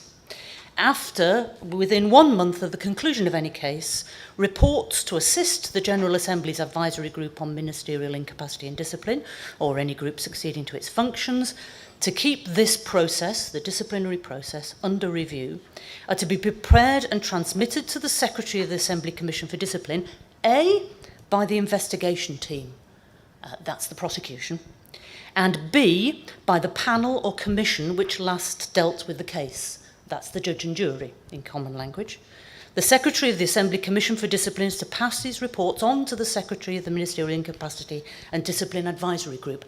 So many words, but there's something really vital there, which is that we will not listen to the defence. We will not listen to the minister who has been accused. We will not listen whether they're innocent or guilty, whether we've found them innocent or guilty. And I'm using those plain words because I want everyone to understand what I'm saying. If this is to be a review of the process, if we're to have the healthiest process we can have, we need to listen to everybody who's been involved in a case. A 360-degree review. Yes, it will take more months of work. Yes, it will take more work on my desk. But I stand here to testify about a case I was involved in quite early on in being a synod moderator, and I've just chalked up 9 years. Quite early on in this job, I had to deal with a case. The minister was not struck from the roll. In fact, the procedure stopped partway through. I learnt a lot from that. I had to listen to the minister. I had to listen to the minister's wife. I had to listen to the complainant. I had to listen to the church.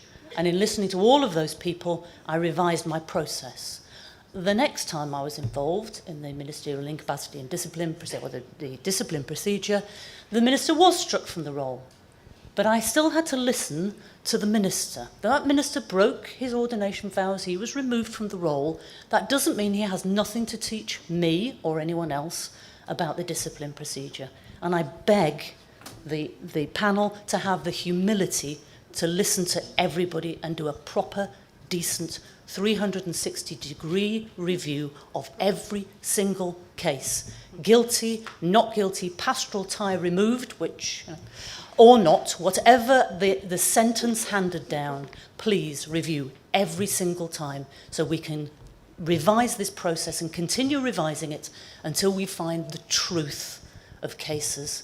And we do so in a way which is just and fair and loving and Christian. And then synod pastoral committees might have a chance of rebuilding trust in the church when any of these disciplinary processes have happened.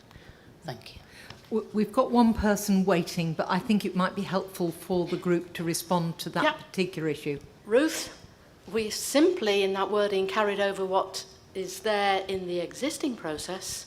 We have absolutely no problems whatsoever in agreeing with what you've just said. It's a pity somebody hasn't said it many years ago, that we would certainly include that without any problems whatsoever to go to that situation and hear what can be learned from that side of the whole case as well. So thank you. Okay, Joe, you wait. No, I just sat, there was no seats for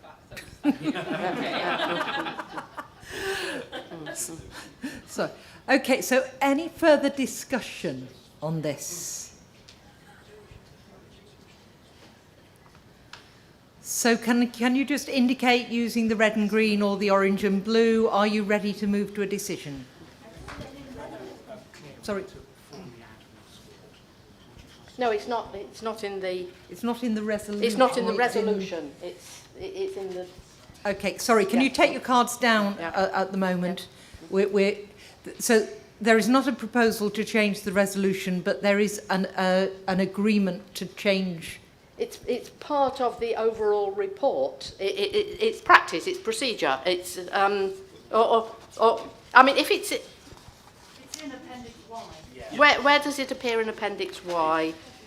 Which bit is it? Where we've got a investigation team. All right. So okay. So it's part 5, paragraph 16. C, the minister.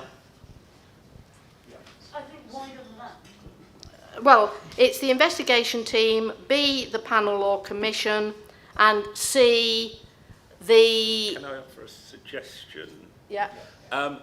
If we were to agree the principle, a minute a commitment to bring back a revised wording to executive, because I feel we could spend a long time debating the wording of this paragraph, and I'd rather spend a few months in consultation and get it right. Okay, so Ruth has indicated that she would be happy with that. Can I just check with Assembly, using your orange and blue cards, the red and green online, are you happy with that agreement that there will be a revision brought to Assembly Exec on the wording within Y, but that we will be going back to a decision on the resolution itself, on the understanding that's going to happen? So I'm seeing yes, a broad yes to that. Thank you. So we are now making a decision on resolution 42? 42. Right. So, Assembly, can I just check again now, are you ready to make a decision about 42?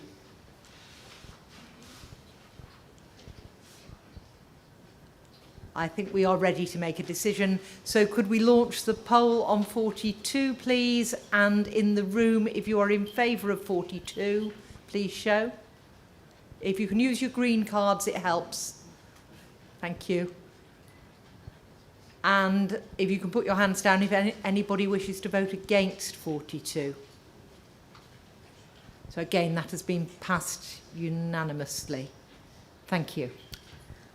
Moderator, may I thank you, may I thank Assembly, may I thank everybody who's been involved in this complicated process of getting us from an old process to a new process. Let us pray that we have to use it very rarely. And on that note, can I invite the chaplain to come and pray? Thank you.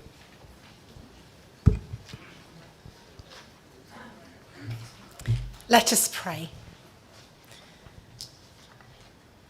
Loving God, it hurts our hearts to feel that we need to legislate for these situations. It's part of our humanity which we lay before you, that we do have to do this sort of work. We pray for all who are involved currently or in the past in these hurting situations. We pray for all involved, and we pray for the work of the Ministerial Incapacity and Discipline Commission, the pastoral welfare people, the synods, and those who are responsible for trying to find the truth, to find justice, and to heal the hurts that are caused when things go wrong. We pray for any in this room who've been triggered by the discussions that we've had, and those with many responsibilities who have to look at these things and decide what is your will.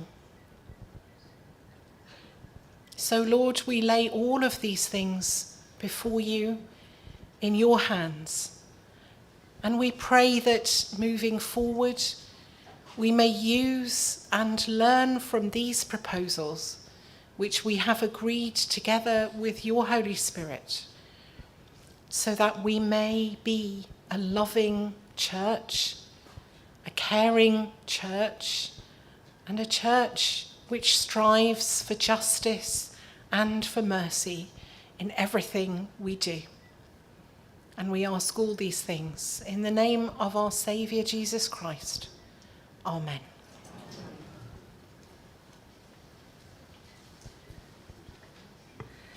Assembly, with apologies for the fact that a conversation was going on behind the chaplain there, but we were trying to work out how best to deal with the next bits of business. We have ecumenical guests joining us live online at 5:30, which means that our original idea of now breaking into the groups is not going to quite work.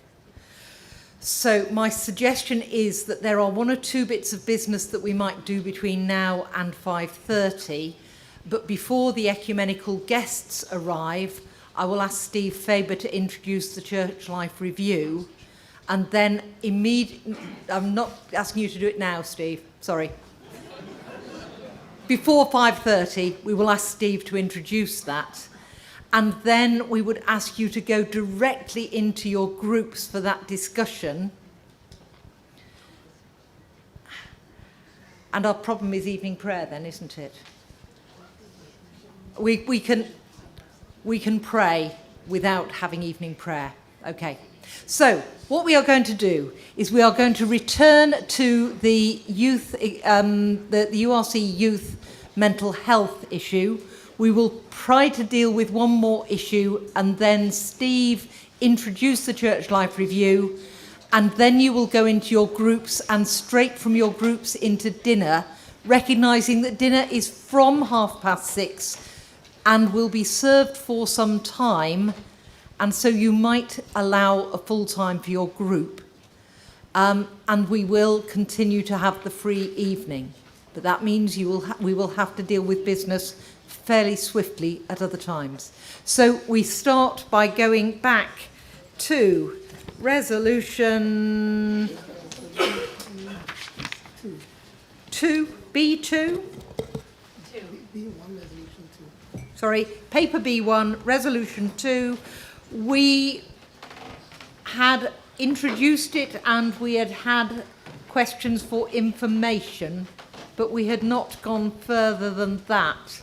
So I think I just want to check before we go further, is there any more information needed on resolution 2 before we go into any further discussion? Is it information? Yeah. Come on up to the microphone then. Jaden Turner, North Western Synod. Someone asked before about it just being the youth. And in the resolution, me reading it, I don't think that it is. So just to clarify that, what does the mental health first aid course entail? And how much would that also cost as an extra one? Okay, thank you. Maureen McClintock, National Synod of Scotland. My question is to ask, why has the decision or the resolution come to us asking that it has to be somebody in each, or encouraging, sorry, I forget I'm not in the workplace where I can dictate, but encouraging each church to have somebody in their leadership team with this qualification as opposed to saying, why not just somebody from the church? We've heard a lot about how resources are struggling, etc. So why are we putting this on the leadership team? And I'm declaring an interest that I don't want to be a mental first aider, so I'm not asking this out of any personal response at all, but I just think it would be more realistic to utilise the skills of all in our churches rather than just yet another thing for the leadership team to do. Okay. We are still on information, so it's asking direct questions. Yeah. Ella Lemon, East Midlands Synod. Just in response to that, because I asked exactly the same question to Youth Assembly, it says encourage somewhere, but that's the response I got, because I am an elder in a very small church, and it encourages you to have youth church leaders, sorry, to take this mental health training. You don't have to. You could create a role that was a mental health lead, and that would be fulfilling the resolution.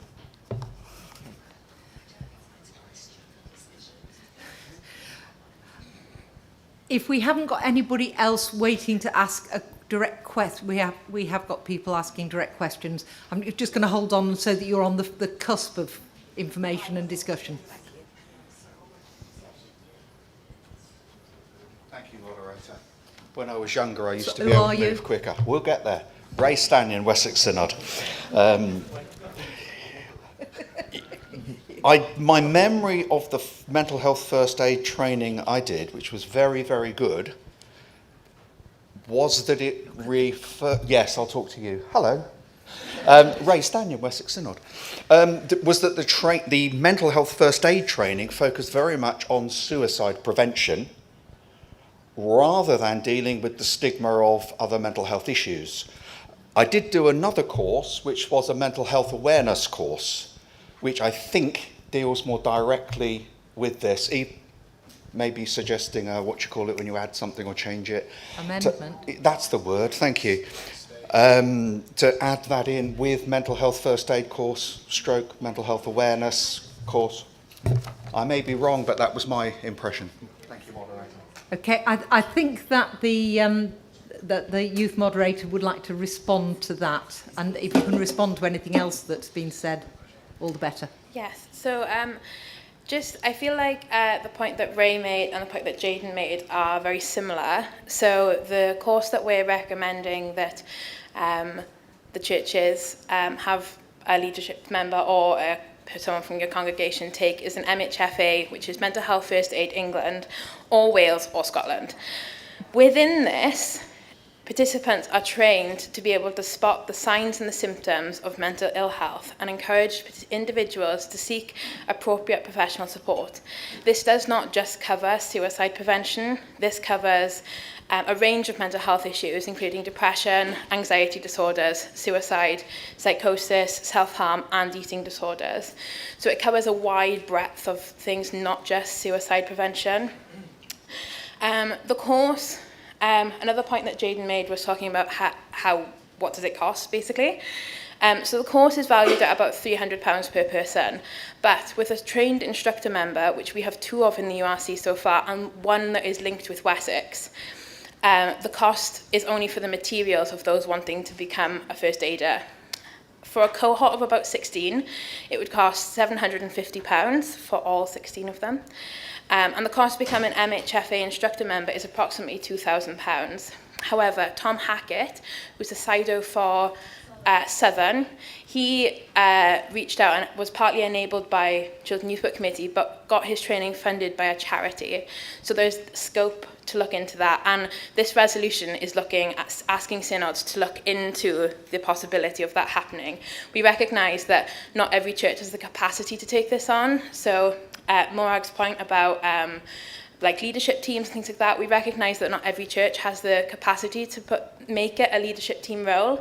So if it's a role in your congregation or your pastorate, as someone who is trained and is working with a church or a pastorate or in a congregation, that's great. What we want to see is that in a church or a church community that someone is trained to be able to spot the signs of mental ill health, not just in young people, but in adults. A point that was raised earlier on was talking about how mental ill health doesn't just happen in young people. And we recognise that. And this resolution isn't just looking at young people. This resolution is looking at offering that training and that support for young people and adults. The MHFA England course, I'm talking about England because the instructor members that we have are trained for the England course. So that's why, if you're wondering. So the instructor members, what was I saying? I've lost my train of thought. So the youth and the adults course, they are very, very, very similar, almost identical in their content. The only difference is the way that the course is presented. So in an MHFA England course, you're provided with a resource where you split into 4 groups and present 4 different people who fit into 4 different quadrants of where you are in your mental health recovery or your, yes, it's like a big cycle. And so it looks at 4 people in 4 different quadrants. And so the way that it's different is that it looks at how young people deal with mental health and how adults deal with mental health. And that is the only difference, that and the stats. So yeah, I hope that answers some questions for everybody. Okay. So, oh, sorry, Pauline Taylor online. Hiya. Yeah, I just wanted to ask while the youth moderator was on the stand, whether there's a time limit, you know, whether you have to renew this training at some point, how long it actually lasts for.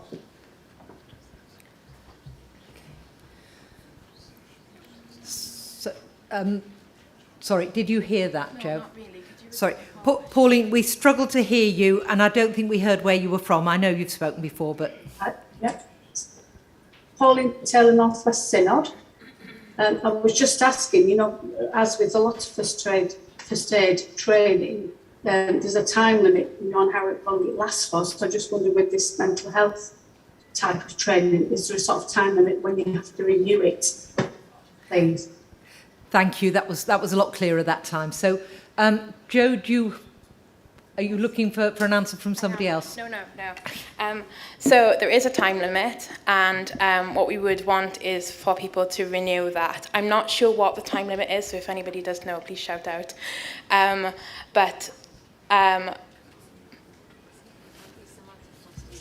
So apparently it's similar to it might be similar to first aid, so it's either 3 years or 5 years. You'd have to renew it afterwards to continue being a qualified first aider. 3. Thank you, Alex.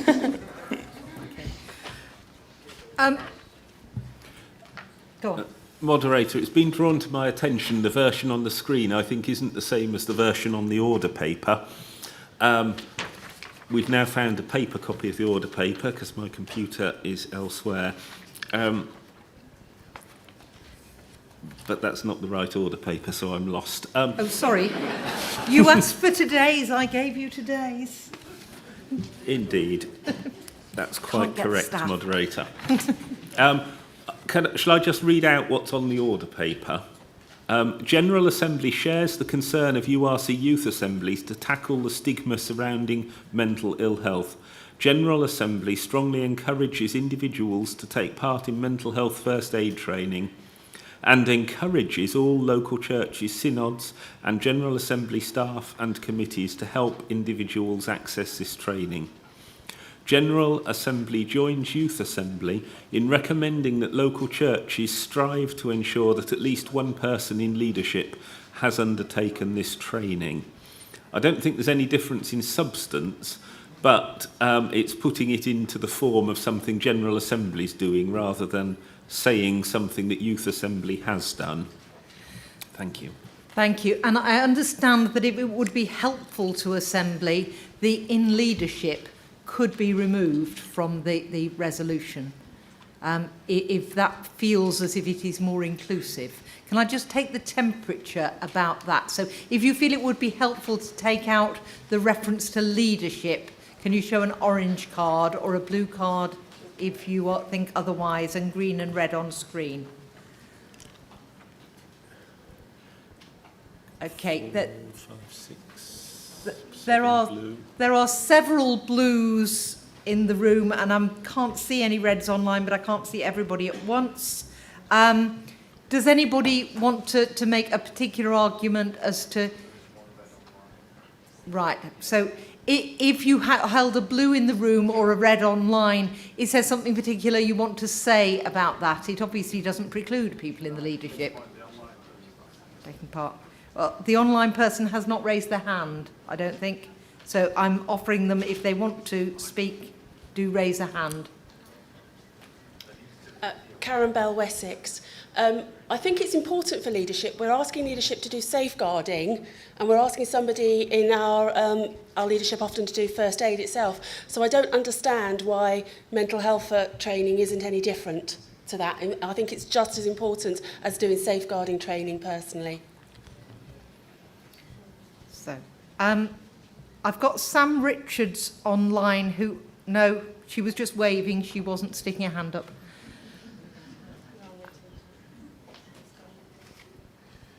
Fran Kissock, Yorkshire. I've done this training in the last 6 months or so, and it's very much about personal relationships. And we're not defining leadership here, but somebody on the edge of the church who we feel we've committed because we've got somebody who knows about it isn't what we need here. It's not like a safeguarding person who we can call on when we need them. It's about being involved and recognising the needs of those that are involved. And it's about somebody that is known to people, who people can go to, not because they've got a number to phone. It's not about ticking a box. It's about somebody knowing you and feeling able to approach you. And it's about you and your relationship, and that's why it works. And so I feel like it needs to be somebody who is quite involved in the church. And once they've done this training, they will be in a position of leadership, at least so far as that is concerned. Thank you. I'm aware that we're going to get very tangled up in these words. It was an offer to change it. Having heard a couple of people saying why they feel that leadership should stay in there, can I again just take the temperature of the meeting as to whether you feel that it is right to retain the leadership element in here? So if you would prefer to leave leadership in now, can you show an orange card or a green tick? And if you would be happier to leave leadership out, a blue. So if you want leadership to be in, then it's an orange card. And if you want... Oh, we are even more split now. Yeah. I think that there is not an official amendment being proposed here, and therefore we're going to let go of the leadership thing, and we are simply going to leave it as is for the moment, unless there is another amendment. So that it wasn't an official amendment that we need to vote on. We're clearly in a state of not being sure about that, so we will go back to the resolution as it is now on screen. Sorry, if you're sat at the front now, are you waiting to discuss the resolution as is? So, sorry, I can't... Come back. No. Come back and propose an amendment. No, let's not do this. Yes. Yeah. We are taking a great deal of time over something that it's very clear that in general we are in agreement with. And so unless you have something to say that you think will change the mind of Assembly, which appears to be in agreement with this, if you are simply going to say this is wonderful, then I'd ask you to desist. However, if you have something to say about the resolution as a whole, which might change the mind of Assembly, then do come and speak.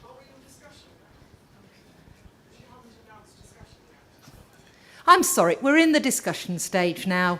I think that we have probably reached the end of information, and I'm sorry because it has got confused because a number of people have been expressing opinions whilst trying to ask questions. Moderator Assembly, Helen Mee, Senator of Scotland. Some people might not know that much of my background was in healthcare chaplaincy, and I did a lot of work that was around supporting people with mental ill health. I have completed both a mental health first aid training and assist training, which is about suicide skills. I had particular interests in inter, pre and postvention for suicide. Now, that's not that I am special. What I actually want to say is that I think my experience highlights an existing flaw in the resolution, and I'm hoping to produce an amendment. And the flaw is that my training was, when Dan Morell, by his own admission, was even a preteen. It was in 2007 and 2009, and I haven't used it since 2016.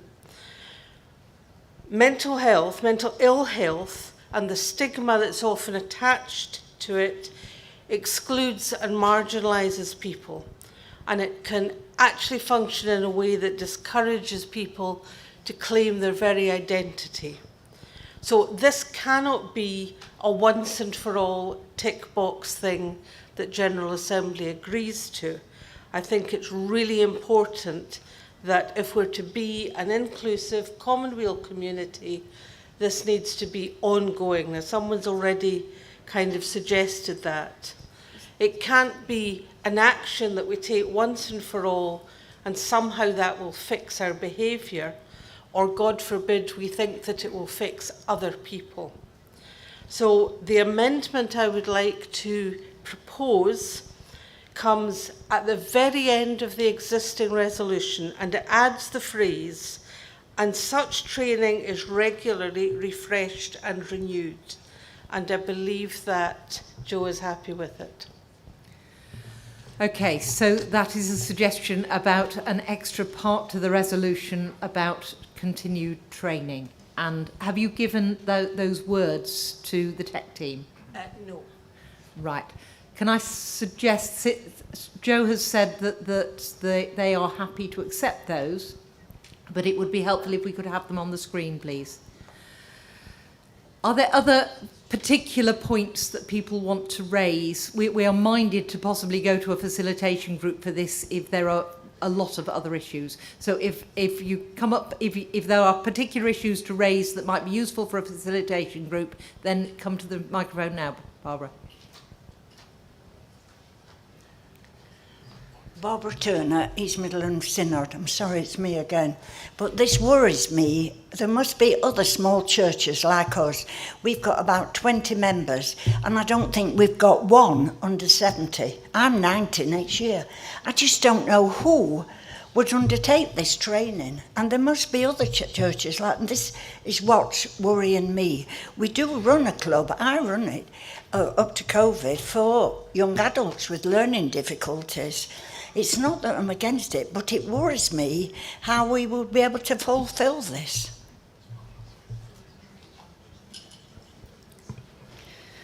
Alison Hadley, East Midlands Synod. I am a sufferer. I have mental ill health. I have 3 grown-up children who also have mental ill health, one of whom tried to take his life in February 2020. So it was really important to me to be an advocate of mental ill health and mental health generally. So in February, I undertook a free learning curve mental health first aid training. In response to Margaret, I think it's really important that as part of the course that I did, it is possible to cascade. We are now very much about resourcing each other. And how good would it be for somebody who has that qualification to be able to go to a church like Margaret's and be able to cascade and share some of the information? That doesn't mean to say that they would be trained, but it means to say that they would be enabled and engaged and understand a little bit more about mental health and have somewhere to go outside of that if they needed to. I also think that mental health is incredibly important. As safeguarding officer at my local church, it is a safeguarding matter, and it is vital that we enable people to have this training, to keep renewing this training, because your first aid training needs renewing every 3 years. You have to have a certificate or you're not trained. Your food hygiene has to be renewed every 3 years, and therefore your mental health training would have to be renewed every 3 years, and would need to be by the person that was in your church or in your area that was trained to be that. So I implore you to take this very, very seriously, to listen to the young people, but know that it isn't just young people that suffer. At 57, it's horrible. So please think about mental health. Thank you. I have been reminded that we should be dealing with the amendment. So we have an amendment in white on the screen which adds, and such training is regularly refreshed and renewed. can I test the mind of Assembly as to whether you are ready simply to go to a vote on the amendment? If you are ready to go to a vote on the amendment, show an orange card. Or green online. I am seeing orange cards. So I think we can go straight to a poll on the amendment, please. So if you are in favour of the amendment in the room, show a green card. And online there is a poll. And in the room, can you show me if you are against the amendment? So the amendment is clearly carried, so that is now the substantive resolution. There are a number of people looking to speak on this, and there have been a few things raised which perhaps might be helped by a facilitation group.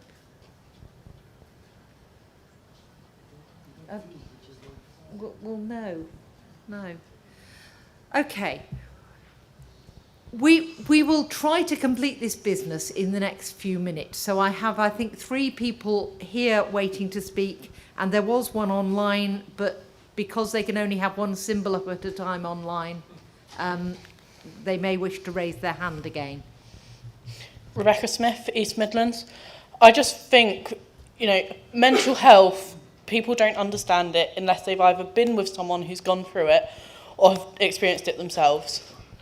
I've had significant challenges. I was a young carer for my mum, and I haven't had any formal training, but I know the signs to look out for emergency, and this is what this training really is. It's being able to spot those signs that someone is in crisis or near crisis and really needs that help. And to do that, it needs to be someone present in churches on a regular basis so that you can see any changes, but also people can come and access you if they need you.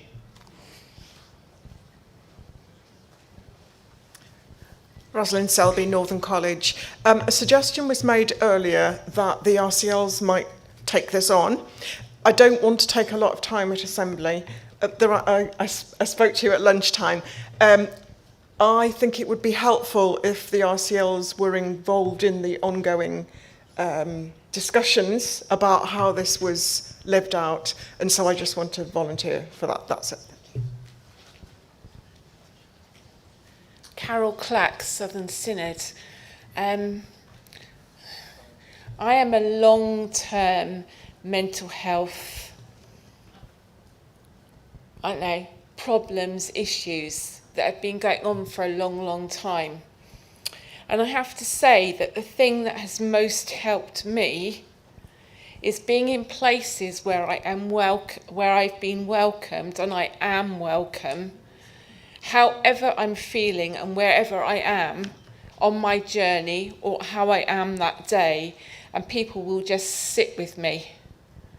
Sometimes I want to talk, sometimes I just welcome the company.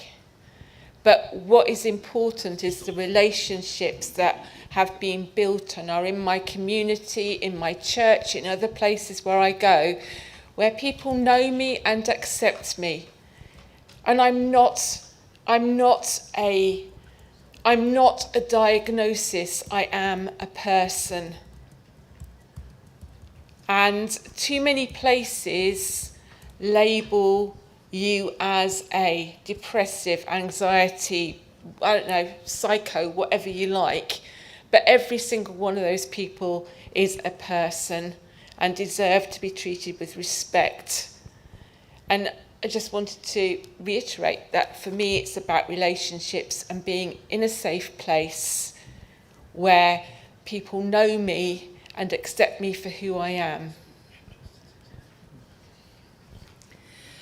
Thank you. We have somebody online who has asked that the motion be now put. I did ask him to raise his hand to actually be spotted by the tech team. It's Mark Woodhouse.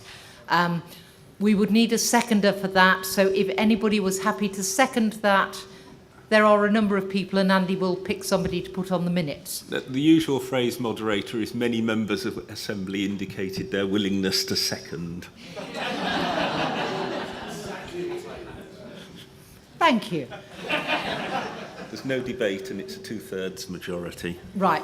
So, there is no debate on whether it's now put. We simply have a vote on whether we are happy to go forward to a vote. That was totally, yeah. You have to vote that it be now put. So, online, there needs to be a poll saying be now put, yes or no. And I'm sorry if you haven't got one of those ready. I'm waiting to see the poll come up online. Okay, it's about to come up. So in the room, if you are ready to take a vote on if you want it to be now put, please raise your hand with a green card, please. Okay, and if you can, if anybody is not ready, could they now show their green card? Everybody is ready to now take this. So, if the proposer wishes to respond, go on, quickly. I'd just like to thank everybody for being so gracious. I was really nervous and everybody's been so lovely. I'd like to thank people for being so vulnerable. This is a really difficult topic to talk about, and so for those of you who've come up and said things about your own issue, your own struggles with mental ill health, I'd like to thank you, because it really does show how strong and courageous you are. So thank you. Thank you. We haven't actually voted on the resolution yet, so don't thank them too much yet. So we now go to the vote on resolution 2, and those in favour in the room show their green cards, and there is a poll happening online. Thank you, and if you can lower your hands, and if you're against, please show. So we have, both online and in the room, we have a very high majority in favour, so resolution 2 has been passed. Yes. At this point, Michael is going to do some notices. Thank you, moderator. I'll start with some good news. We are going to pay your travel expenses. Nobody had apparently noticed that you hadn't been given a means to claim them until today. There is now on the General Assembly section of the website a travel expenses claim form. You can download that. You can either fill it in electronically, attach photos, scans of your train tickets, etc., and email it back to Church House, or you can print it off and post it if that suits you better. Either of those. Minutes. We've got a long list of people who have pointed out a 2021 that needs to be a 2022, and one or two other minor typos. Moderator, I move the minutes of yesterday. So, recognising the tidying up that may need doing on the minutes when it comes to the date, are you happy to accept the minutes? And I think this is a poll online and here in the room. If you can show a green card if you are happy with the minutes. And if you could now show a green card if you are not happy with the minutes. Thank you, moderator. I haven't seen the poll online yet, so if they're all anti-online, you could have problems. I think we'll take it as read that unless I tell you in a few minutes they're not okay, they're Fine. okay. Thank you, moderator. Finally, I was going to move on to the matter of parallel sessions, which is all set out on the order paper, where they are, why they are, what they are, etc. We've run out of chairs. By which I mean we've run out of current and former moderators to chair the sessions. We have enough things for you to put your bottoms on. The way we're going to suggest getting round this is for the parallel sessions at this assembly, we're going to suspend the relevant rule of procedure, which says assembly is chaired by a current or former moderator, and we hope you will invite the Reverend Steve Faber and the Reverend Geoffrey Clark each to chair one of the parallel sessions. And I so move. I have no idea what number resolution this is. It's unnumbered and it's on the order paper. It is on today's order paper. Is there any discussion on this? I hope there is not. I haven't asked you to wave anything in the air, Peter. So, the unnumbered resolution about the chairing of 2 of the parallel sessions. Can we simply, by using the orange and blue cards and the ticks and crosses online, show whether we are happy with that? Sorry, it's quicker and simpler than using a poll. Yeah, so orange if you are happy. Sorry, the blue and the green look slightly similar. I'm not seeing any blue. I'm seeing a green. I think it's a green, not a blue. Okay. Right, they are duly installed to that. We move at this moment to the ecumenical guests. Sorry, I'm on the wrong page. The ecumenical resolution, I1, about... Well, I believed your guests were coming online live at 5:30. No, but are we doing the ecumenical report after that? Not straight after, no, we're going into small groups for the... we've got to do the discussion on church life review. You're being remaindered. So do you want to come up to the lectern to introduce your ecumenical guests? If I can ask Karen as well, because one of them is online. Yeah.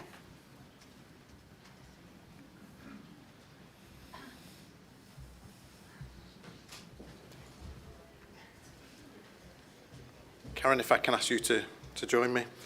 And just to say, Yvonne is waiting online. Okay, so I propose that we first of all invite Yvonne Campbell, who is General Secretary of the Congregational Federation and a great friend of the United Reformed Church. She would have been here in person, but sadly she is one of the long list of people who currently I think is testing positive. But we are so delighted, Yvonne, that you are here, particularly because we share a joint 50th. I don't mean that in age, I mean in Congregational Federation and the United Reformed Church. So I'm delighted to introduce Yvonne Campbell. Thank you so much, Philip. I hope everyone can hear me okay. Yeah. Okay, so I'm really sorry that I'm unable to be with you this afternoon or in person. It is a privilege, however, to be able to share a few words on behalf of the ecumenical guests through the wonders of technology. Firstly, congratulations on your 50th anniversary. You've done some amazing things to celebrate. The afternoon tea at the House of Lords and the creative range of merchandise are my favourites. But I'm also looking forward to seeing... I've still not got my scarf. Andy needs to send me one of them. But I'm also looking forward to seeing all the creative postcards. This is one that my daughter Poppy has done for that artwork that will be produced in October. And she was sorry also not to be able to join the picnic this afternoon that was happening, especially because the sun is shining so beautifully. The Congregational Federation, of course, we too celebrate our 50th anniversary. And I remember a conversation that I had with somebody when the General Assembly of the URC was in Nottingham. And we talked about how we would both celebrate the anniversary in the same year. That was a surprise. And here we are. Here we are now celebrating our 50th anniversaries together. And it is a wonderful blessing to be in good relationship with one another after 50 years, which I'm sure would not have been imagined or dared thought about in 1972. But God is gracious, and we give him our thanks for both organisations, and in fact all church denominations, for how we help and support each other, and how belonging to ecumenical bodies such as the free churches is so important to our voice. So our voice is louder when we speak into justice issues and work together on things like chaplaincy. John, Bradbury and I were not born in 1972, which means that we share a mutual respect for our histories, and we have no hesitations in talking together about how we can support each other and share ideas about the similar challenges we face. We were delighted to produce the Golden Threads book, which contains stories of our shared past and hopes for the future. We thank everyone who contributed, and it is very exciting that we are working together on the new Biggin Pioneering Hub, which will focus on training new pioneer ministers and encourage new ways of being church. In my General Secretary report at the Congregational Federation Assembly in May, I focused on the word gold using the letters G, O, L and D. We've taken as the CF a gold theme for our 50th anniversary, and I want to use that word again to encourage and hopefully challenge you all today.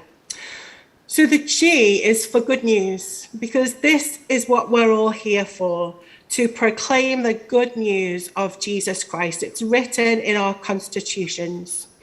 But when was the last time you shared your testimony or shared what God has done for you?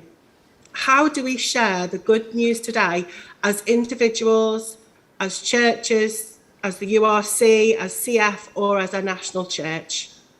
And how can we do that better? The O is for over. Over 50 years, we have done some amazing things as national church organisations. But the world is a different place. Trends have changed. Demographics have changed. Language has changed. We reflect on the past 50 years. Can we learn something new from how worship and church was in the 70s? Or do we need to remember it's 2022 and forget what church was like 50 years ago? L is for Liverpool. Well, it's my home city. But L, actually, that's for local, because that's where community is. Everything has a local focus. But is your church involved in the local community groups? And if not, why not? And how is the local churches together group? How does that work together to share the good news? We are ecumenical guests at your National Assembly, but how does that work at local level? And the D, finally, is for distinctive. Part of my role is to promote the congregational distinctive, and I've really been reflecting on the passion and the determination of those involved in the formation of the CF and the URC 50 years ago. It was their hard work, their prayers and their hope, and I suspect they didn't dare think about 50 years on, but here we are. May we too be inspired to recapture that passion as the URC and the CF today, and as churches together in England, Scotland and Wales. I'm going to read from 1 Peter 1, verses 6 and 7. It says this: "So be truly glad. There is wonderful joy ahead. Even though we have to endure many trials for a little while, these trials will show that your faith is genuine. It is being tested as fire tests and purifies gold, though your faith is far more precious than mere gold. So when your faith remains strong through many trials, it will bring you much praise and glory and honor on the day when Jesus Christ is revealed to the whole world." Enjoy the rest of your time together. May it be full of blessings and joy. Be assured of prayers as you continue to work through your business. Open your hearts and your minds to God's vision and be gracious to each other. Thank you for inviting and allowing all the ecumenical guests to be fully involved and engaged in your assembly. It is a privilege to share and celebrate your 50th Jubilee anniversary. God bless you.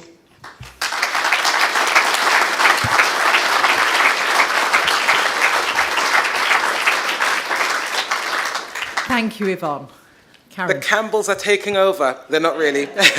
Yvonne, thank you. Yvonne is a good friend, and we wish her well. We wish her better. We wish her good health, and thank her for her messages. I have the privilege and the honor, actually, of introducing, and tech team, we're going to go to the video presentation next. And this is going to be from one of our global church partners. We're going to hear from Reverend Ramtanga, who is the General Secretary of the Presbyterian Church of Myanmar. And we are really honored to have Reverend Ramtanga take the time out to produce this greeting for us. I mean, you will all, I'm sure most of us, if not all of us, will be aware of the military coup that took place in Myanmar on the 1st of February last year. And Myanmar, they are still existing in extremely, extremely, extremely challenging circumstances. And yet, Reverend Ramtanga has taken the time out to send us a greeting. And I want to say thank you for that as I introduce that. Greetings in the name of our Lord Jesus Christ. I am Ramtanga, General Secretary of the Presbyterian Church of Myanmar. I'm very happy to send you a video of greetings for the 50th anniversary of the United Reformed Church General Assembly. The 50th anniversary signifies a year of jubilee, celebrating the past events of success and planning of something important for the future. Therefore, I wish the United Reformed Church to be faithful to the Reformed Church that stands out in Christian history and world history as well. At the same time, I wish the United Reformed Church to be a witnessing church for our Lord Jesus Christ locally and globally. The United Reformed Church had been a faithful partner with the Presbyterian Church of Myanmar, journeying together in God's mission, especially in Myanmar. The Presbyterian Church of Myanmar greatly value your continual support for its missions in various ways. In recent years, we have been working together for the Scots Guard in Yangon, Myanmar. But the pandemic and military rule put a stop to that work. I hope that righteousness will be restored in Myanmar in the near future. At that time, we will be worshiping in Yangon with you all, singing, celebrating God's love for us and what God has done for us. For the time being, we are under a military rule where the church cannot carry out its ministry and suffer the brutal oppression from them, who kills its own people, burns many houses, frightens, shoots, and arrests people without any reason. I request you all to pray for the peace of Myanmar and for the Christian community in particular. May the Lord guide and bless the United Reformed Church with His manifold blessings. Thank you.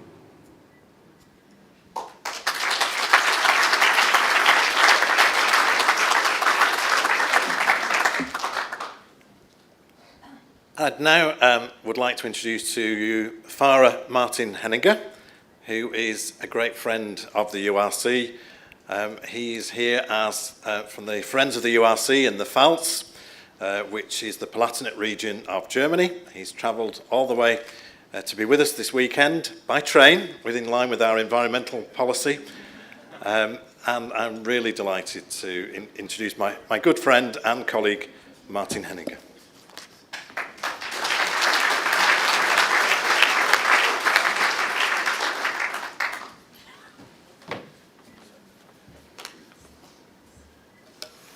Thank you, Philip. Thank you, moderator, members of Assembly. Thank you for inviting me to this new style of General Assembly at a new place, warm as always. It is good to be here and to meet you face to face and not only see the pictures, small pictures on the screen. I bring, as Philip said, greetings from the Evangelische Kirche der Pfalz in Germany, or as the English call it, the Protestant Church of the Palatinate in the southwestern part of Germany. It is good to join in with you in the celebration of a golden jubilee. I congratulate you and give thanks to God for 50 years of service in a truly ecumenical understanding. Sometimes I'm asked, what is the purpose of this covenant of pulpit and table between our churches, which goes back even further to congregational times? Basically, I understand it as an opportunity to share our stories. As we have learned this morning, good stories need a problem to start with, so I hope I'm not the one to be killed this weekend.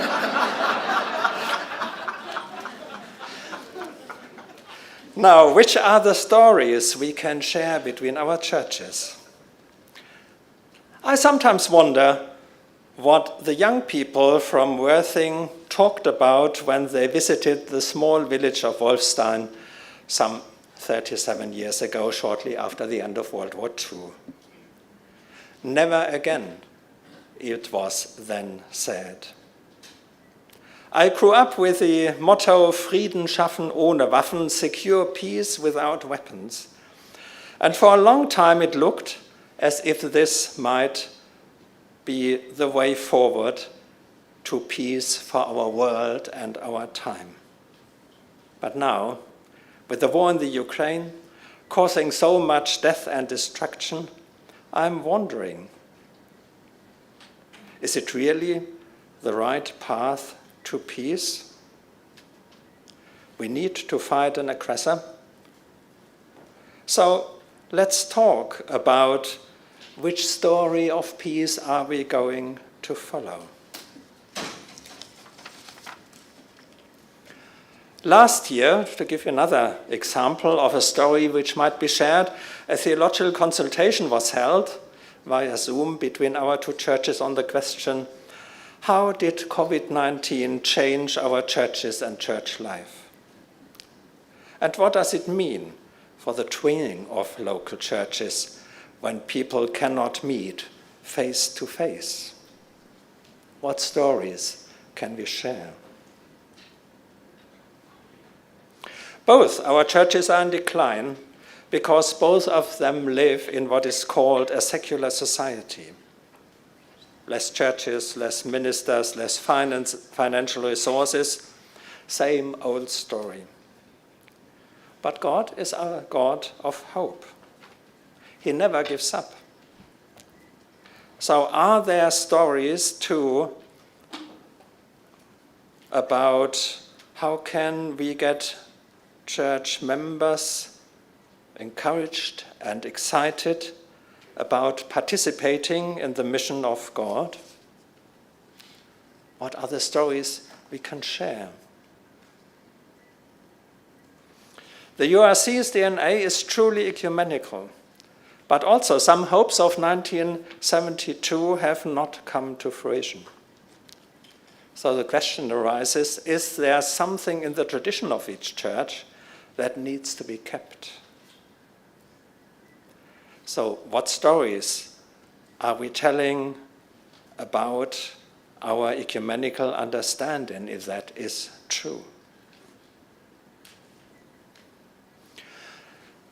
The covenant of pulpit and table between our two churches predates the UK's joining the European Union and is still in place after the Brexit. And I hope it will continue to be so. So what is our task? What is the task of our churches in today's world, which has been growing together economically, but seems to be falling apart politically? What are the stories? What are the experiences we can share here? I believe that the partnership between the United Reformed Church and the Evangelische Kirche der Pfalz has been and it still is providing a wonderful opportunity for God's people to share their stories and to explore what might be God's will for this generation. And I think, as I'm looking forward to celebrate with you at the beginning of October the golden anniversary of the United Reformed Church. There's a lot to talk about. Thank you.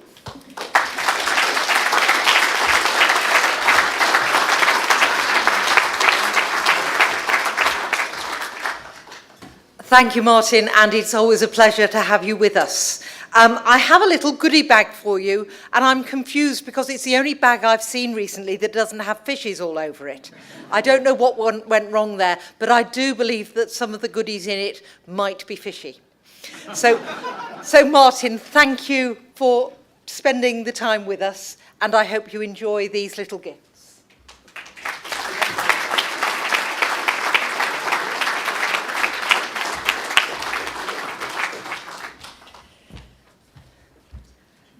Assembly, those of us on the platform have been reviewing the timetable as we have been going along.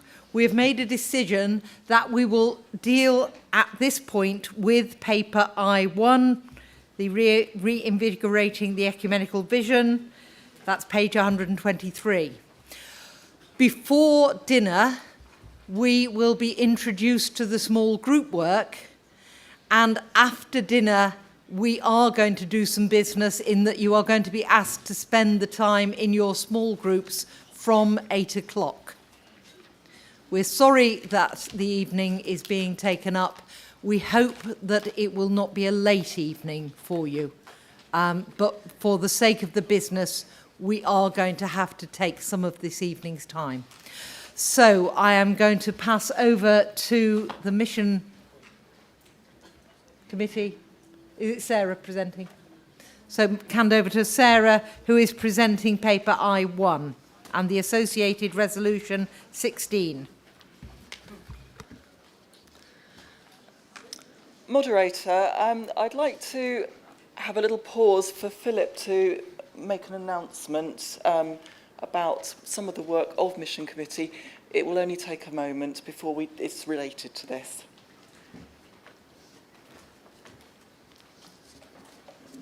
Moderator, with your permission, and before we turn our attention to the ecumenical paper, it would seem appropriate that we record the very sad passing of a close ecumenical colleague. Until last year, when she retired, the Reverend Elizabeth Clark served as rural officer, a shared role between the United Reformed Church and the Methodist Church to which she belonged. On the 6th of June, Elizabeth died very suddenly and unexpectedly. A service of thanksgiving for her life will be held on the 18th of July. Elizabeth was a popular member of the URC Mission Department, beloved for her ready wit, creativity, and passion for rural mission. In the words of Steve Faber, on her retirement, we lost a great asset. On her death, she leaves a significant void for many. Our prayers go especially to her husband, Norman, as well as all her family and friends. Thank you, Philip. Sarah. Moderator, members of Assembly, Mission Committee brings this paper and accompanying resolutions to General Assembly with the hope that there will be constructive engagement with these issues that are so important to our church. Philip Brooks is going to speak to this paper. So we turn now to paper I1, reinvigorating the URC's ecumenical vision. So I hope at 6 o'clock on a Saturday evening you're up for reinvigorating. It's in your book of reports, pages 123 to 129, and in particular I'll provide some statistics not available at the time of writing the report, which provide an update to the graphs, which are on page 126. The trends that the graphs show remain the same, though. For those students of the 1990s television series, Father Ted, you will recall that the answer to any complicated question relating to the workings of the church was always summed up with the phrase, "That would be an ecumenical matter." I'm glad you're with me. Fast forward 25 years and you could be forgiven for querying whether any response would contain the word ecumenical. Yet, as the URC, ecumenical is who we are, in terms of the DNA of our founding in 1972. And so important is our Christian unity to God that chapter 17 of St. John's Gospel describes how on the night before Jesus died, he prayed these words for his disciples. I ask on behalf of those who will believe in me that they may all be one, so that the world may believe that you have sent me. The glory that you have given me, I have given them, so that they may be one as we are one. We only truly live out our Christian calling when we are in unity. And whilst our 50-year journey seems to prove that structural union is not where God is leading us, at a local level we still have a strong story to tell. 50 years on, we also now have more ecumenical tools at our disposal. Over the last 7 years, the denominations have worked in tandem with churches together in England to produce lighter touch ways to cooperate ecumenically. This is embodied in the document, A Flexible Framework for Local Unity in Mission. In 2020, a companion toolkit was introduced, offering practical guidance on how to draw up simple, practical, light touch methods to work together locally. These can range from ecumenical holiday clubs, messy church, food banks, community cafes, fresh expressions of church, even in one case being looked at for an ecumenical area of churches. URC Synod ecumenical officers have received training on flexible framework and the accompanying toolkit, and all the information is on both the CTE and URC website.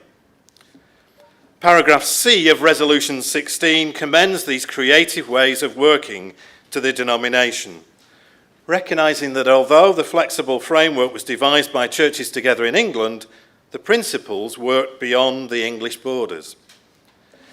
These new ways of working were hoped for at the time of the last major ecumenical report for the 40th anniversary of the URC. They're now in place. The draft resolution asks us to embrace them. The same ecumenical report endorsed by URC Mission Council in 2011 spoke of local ecumenical partnerships, LEPs, as the heartbeat of the denomination. URC Faith and Order Committee, in responding to the consultation for this year's paper, described the affirmation of our LEPs as a restatement of our ecumenical vision. If LEPs reflect our ecumenical vision, what is their place in our denomination in 2022? Here is where the graphs on page 126 provide a useful reference point. In 2013, LEPs represented just under a quarter of the total number of our churches. By this year, they have grown to just under a third. We spoke yesterday of a yearning for growth. The number of LEPs has increased from 348 churches in 2013 to 367 in 2022. In contrast to that small increase in the number of LEPs, over the same period we've seen a 23% decline in the number of purely URC churches, from 1,164 churches in 2013 to just 892 churches in 2022. For the first time in our annual statistics this year, we have asked LEPs to provide us with their joint membership statistics. We've recorded just short of 8,000 joint members. That's against a total membership of 37,400 members, not including the joint members. That's a large number of members to treat as somehow distant or not even part of the URC. At the very best, in the past, we've only counted a proportion of those joint members. Paragraph B of Resolution 16 asks General Assembly to remind synods and local churches that joint members have always been and remain full members of the URC. This isn't an exercise in making us feel better because we can perhaps claim more members than we thought we had. If our statistics on membership suggest we have little or practically no presence in our LEPs, as was often the case in the past, then we will resource according to that analysis. The first part of Resolution 16 affirms our LEPs, therefore, and the final part asks URC Mission Committee to consult about whether there are ways we can address areas of under-resourcing of our ecumenical commitments. But let's leave the statistical and the theoretical for a moment. Instead, I ask you to look at local ecumenism in practice now. North Western Synod has celebrated the opening of 2 new LEPs this year. One of them is in the poorest part of Salford, not the glamorous one which contains Media City at Salford Quays, but a place where the school opposite this URC Methodist LEP has 75% of its pupils on free school meals. We're going to see a very short film now entitled An Ecumenical Love Story. For Cleggslane Methodist Church, their congregation was beginning to dwindle. They had a really old building that needed a lot of refurbishment. And for Wharton United Reformed Church, they had a big congregation, but the situation, the location of the church really wasn't in the most ideal of places. And so over the time, the 2 churches began working closer together, began having shared services, and were ultimately suggested that maybe they come together as a local ecumenical partnership.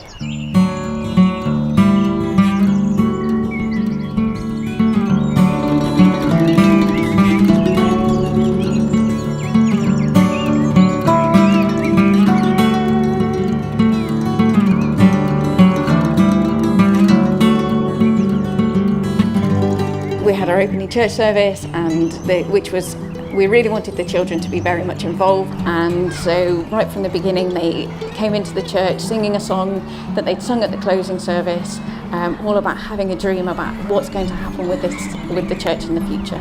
At the very beginning of the service we had our oldest members of the congregation and our 2 youngest members of the congregation standing together to cut the tape and actually open the church. The church is based in one of the most deprived areas in Salford, and so our mission is really to meet the needs of the people around us in all of the activities that we do. So we have our community garden, which is very much there to help people to learn how to grow products and produce, which they can then use to cook their own food. Fresh vegetables are really kind of key to what we do. We've been supported a lot by the RHS, who have also helped us to have a really nice area in the garden with a garden that was donated by the RHS Tatton Show, and that allows people to be able to sit and enjoy the garden. One of the longest running activities that we've had is the food bank. It's been at the church for over 8 years now and is very successful in providing for the needs of local families who really are coming up against hard times and struggling to get the food that they need. But they also do a lot of signposting as well to the various different agencies that can help to support them as well. We've also relaunched our community cafe, which we've renamed the Grapevine Cafe, in part because we're wanting to bring the grapevine theme from the stained glass windows that we've got in our new church throughout the whole of the activities that we do. And this church is one of the first local ecumenical partnerships to agree to put forward for same-sex marriage, which is also really exciting. But none of this could have happened without the support of both the Methodist Church and the United Reformed Church, which has really kind of led to such a positive ending for the new building. And we'd welcome as many people as possible to come and visit us to find out what we're doing and to learn more about how 2 churches can come together to form such an exciting new local ecumenical partnership.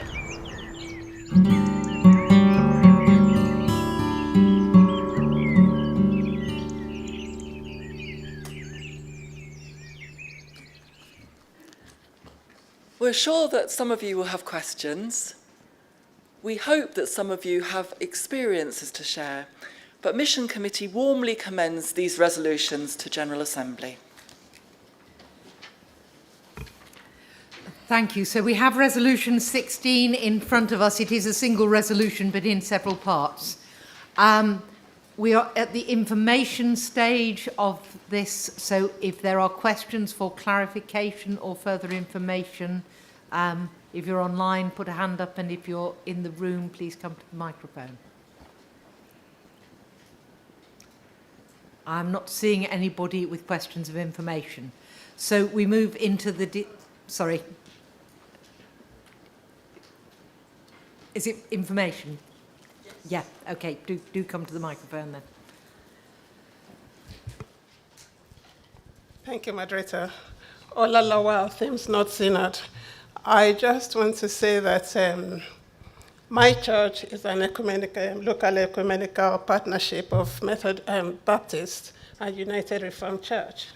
And I have been a member of that church for over 20 years. And I just want to say that it's in the last 3 years when I started training as a lay preacher that I got to know what URC is about, or started seeing faces of the URC. So I think it's not just resources that we should be thinking about. We should actually be thinking of how to make ourselves visible in all these churches, because most of the churches don't know who we are, and they don't have any understanding of what the URC does. That's what I want to say. Thank you. So we're on information, so if you have questions for clarification, we'll take one more here and then go online. Joan Smith, Eastern Synod. I'm also a member of Hebia, which is the Herts and Essex Borders ecumenical area. My question is, why haven't you included ecumenical areas in the motion, the resolution? Okay, thank you. Morag Donaldson online.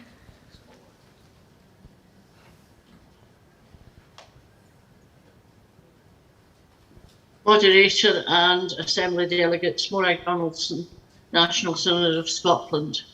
The resolution is looking for reinvigorating the possibility of LEPs. We've got a superb opportunity here in Scotland coming up, because the local Church of Scotland, which is the nation's church, has got a big presbytery plan for the whole of Scotland, and I'm quite sure there are going to be buildings freed up and friendships made. And I think we have got a challenge ahead, because I think many people expect the joining of churches of different denominations to have a kind of imposed hierarchy of how they run the church, how they worship. But, you know, that's not to say that we should try and make the effort. We are getting smaller by the numbers game.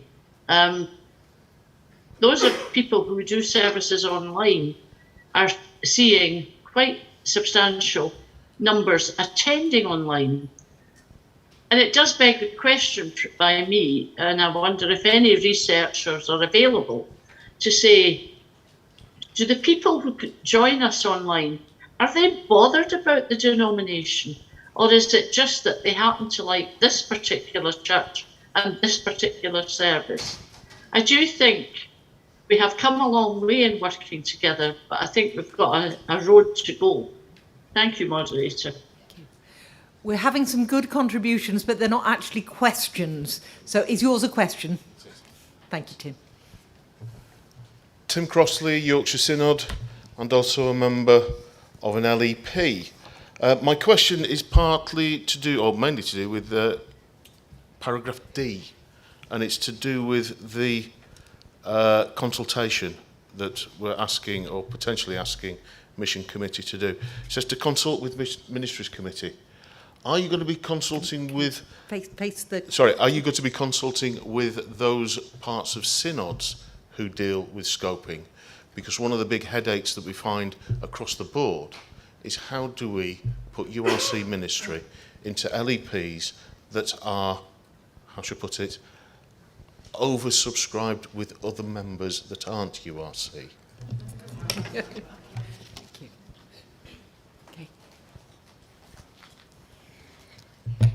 Hilda Darkwa, Thames North Synod. My question is to do with 16b, and I wonder what meaning we're attributing to the word members, because depending on what definition we take, it might have implications on the mission and ministry, the finance side of the church. Okay. Jeffrey? Right, I think we have reached the end of the information, so do you want to respond to the questions that were asked? Okay, so yes, some of them were kind of drifting into the discussion, but I'll try and deal with all of them that came forward. Ola asked about visibility, and very much that is at the heart of this paper, that we by recommitting to our LEPs and our ecumenical settings, it's about building that relationship, not simply to wave the URC flag, but actually to bring many of the gifts that we offer. Joan Smith asked about ecumenical areas. You'd be pleased to see that actually in D of the resolution, it specifically mentions ecumenical areas. It talks about the under-resourcing of, it talks about scoping, resource and scoping for LEPs and ecumenical areas. And the report itself mentions ecumenical areas, so we very much have that in mind. Morag spoke about the opportunities in Scotland, particularly as the Church of Scotland is very much coping with decline, and there's huge changes happening there. And I'm pleased to say there are lots of interesting ecumenical conversations, including how we might look at some kind of Cumbrian model in Scotland. Tim Crossley mentioned about synods being included in consultation, and I'm pleased to say that in consultation with Paul Whittle as convener of ministries, we actually have an amended resolution to offer for D, which the synod clerk, I think, has already. And then Hilda mentioned about members. There is the possibility that obviously, by counting the number of members as we should do, joint members are full members of the URC, that might have an effect on deployment, which is why D is worded along the way it is, that before we do anything, we are going to consult with ministries, and the amended resolution, if accepted, is with synods. Thank you. If those who are waiting to speak are wanting to talk about D, it would seem sensible for the amendment to be brought before us first. If you are wanting to talk about something else apart from D, for more information, then perhaps you can ask the questions. Sorry, we were told that ministries and mission were suggesting a different wording for D. Moderator, it affects the whole resolution, I think, but the wording is to D's. I think perhaps we should take the amendment. Can now, we moderator. just take the amendment then, because it might save any further confusion? Thank you, Moderator. Paul Whittle, Ministries. Also, of course, sometimes Synod of Scotland. I'm very aware of all that's going on up there, but I'm not going to address that today. In speaking and in coming to the microphone, I want to say firstly that I really welcome this report. I think this needs to come. I've had 3 ministries where LEP has been part of my ministry, and I really value it, and I think it's really good that this has come to the fore at this point. So there's no questioning of that. And in fact, the dialogue, as Philip has indicated, we've quite readily agreed. But I think I have 3 concerns which I want to address by way of wording, and I think they're concerns that we can share. One, actually, as Philip has indicated, has already been highlighted by what Tim said. Ministries is a wonderful area to work in. It can be quite challenging, and some of you will have seen me deal with those Paul, challenges. could we just pause you a second? This is the amendment I sent through on email. If it can come up on the screen, please. Thanks, Michael. That's really helpful. I hadn't noticed that hadn't happened. Ministries, though, does not have all the gifts around deployment, and the challenge is much broader, and the synods need to be really involved in that. And so what I would want to ask on that is, after Ministries Committee, the words "and the synods" are added. And I think that's really important, because I think that's part of it. I think the second issue that I have is I don't like asking committees to do things they can't do. I hope we can do something about resourcing LEPs in a bigger way. But if you were here last night, you're aware of the challenges we are facing on deployment. And there aren't obvious ways in which we can do that. The only way in which ministries could do it would be to increase the ecumenical allocation in the SCM programme. The SCM programme is running virtually at capacity, which means that is not an option. And so I've asked, as a second thing, that we add the words, the second lot of white, to consider whether there are ways. And the third point I wanted to make is I think it is true that there are places where ministry in LEPs is under-resourced. I think there are other places where that is not so. And so that's why I've asked for the words areas of, so that we do actually recognise within the resolution that ministry in LEPs isn't actually under-resourced everywhere. Alongside that, and in responding to that, I mean, I'd be grateful if Philip might just say a word about the stats and that interest. If there's a sudden massive variation in the formula, which is currently in a very fragile place, that would concern me. I'm only asking him to say something that we've discussed, so I'm not worried about what he's going to say, but it would just be really helpful. So with those comments, moderator, if I may move that as an amended resolution as it now appears on the screen. As I understand it, Mission Committee are quite happy with this amendment. So can I just take the temperature in the room as to whether you are also happy with the amendment? Sorry, in the room and online. So I'm seeing greens online and I'm seeing oranges in the room. Okay, so I think that we are then ready to take the amendment officially and then move back to the resolution as a whole. So if we can have a poll online for the amendment and in the room using your green cards, are you in favour of this amendment? So those in favour are holding their hands up now. And could I see if anyone is against the amendment, please? Okay. We are overwhelmingly in favour of the amendment, so we now have the resolution, Part D, in front of us, amended, and that is the substantive resolution. I think... do you want to answer Paul's question about stats, or do you want to collect? I think that we will just continue the information... Sorry, are we in discussion now? I'm sorry, I'm losing the plot. Okay, if we're going into discussion, I think I will ask Philip to do his little bit about stats, and then we will ask for other contributions to the discussion. So in writing this paper, we completely understand the pressures in terms of scoping. And the first thing we needed to do was to collect the information about where we were with joint members, because in the past, we haven't collected this information. If there are any changes to be made, it would need to be phased in, and it would need to be done after all the consultation has taken place. We're not, and that's the reason that we didn't bring a direct resolution that said we would like this to happen.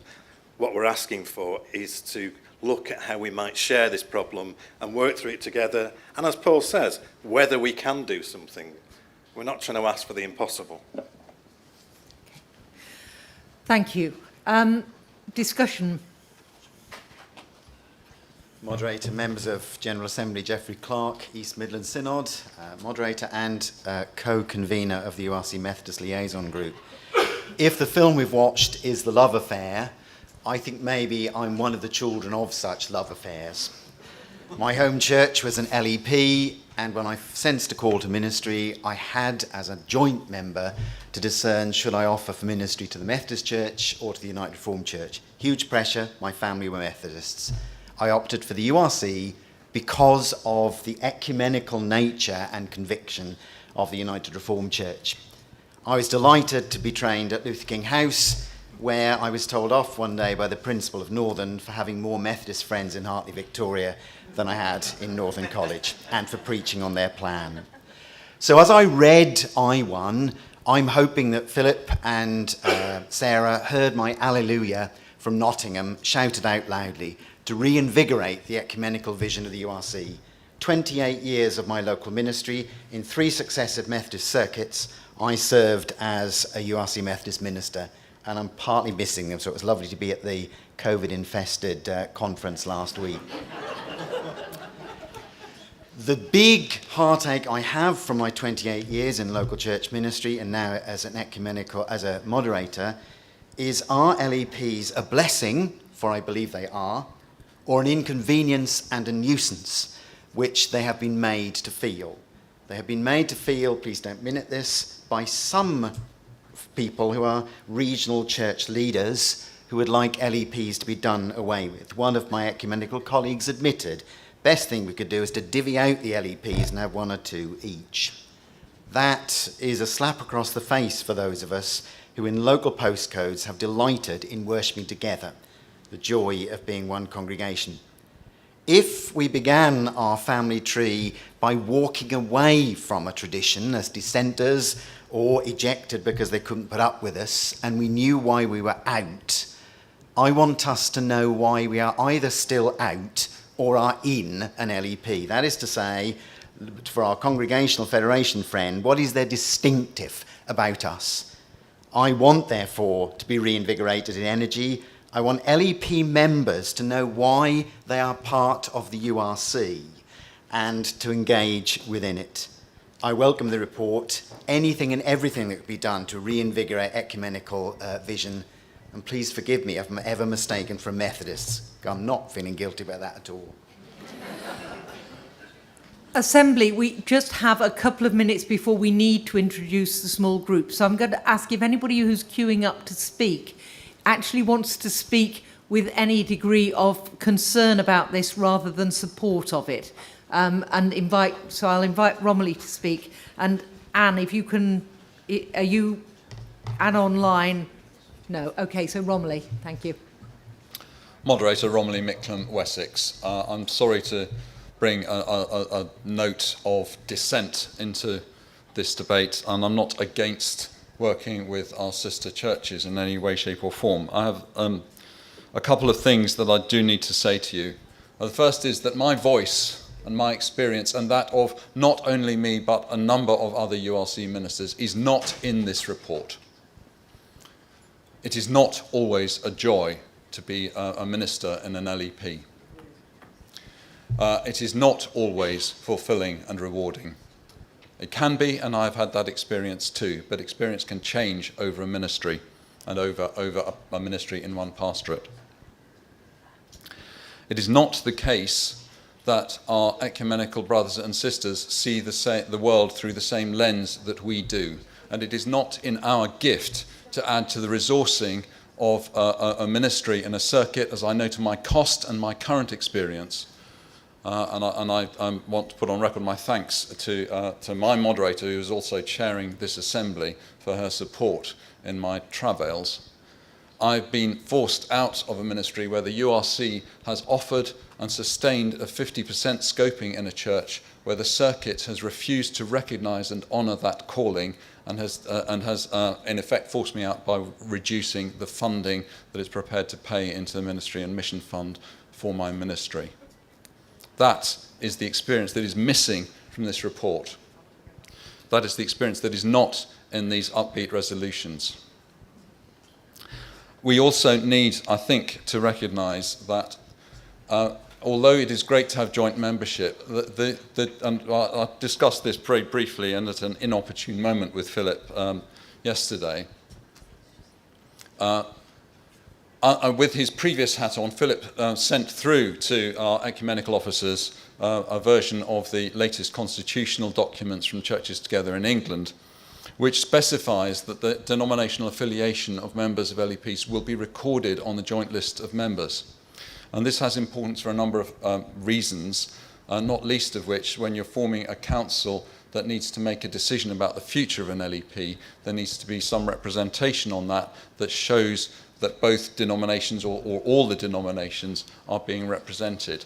So although we can have this joint membership, and that's wonderful, and we can all be members of all the churches that are in the LEP, there are practical consequences and there are legal consequences as well, because our churches that are shared are governed by legislation.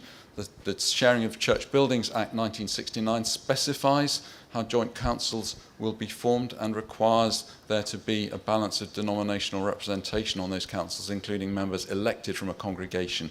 If you're going to say everybody is a member of both churches in a Methodist URC LEP and you elect a joint council that doesn't distinguish which their real underlying affiliation is, you've got a problem, because you're not going to have a joint council that can actually reflect the interests, which is what the joint council is there to do, to reflect the interests of both denominations.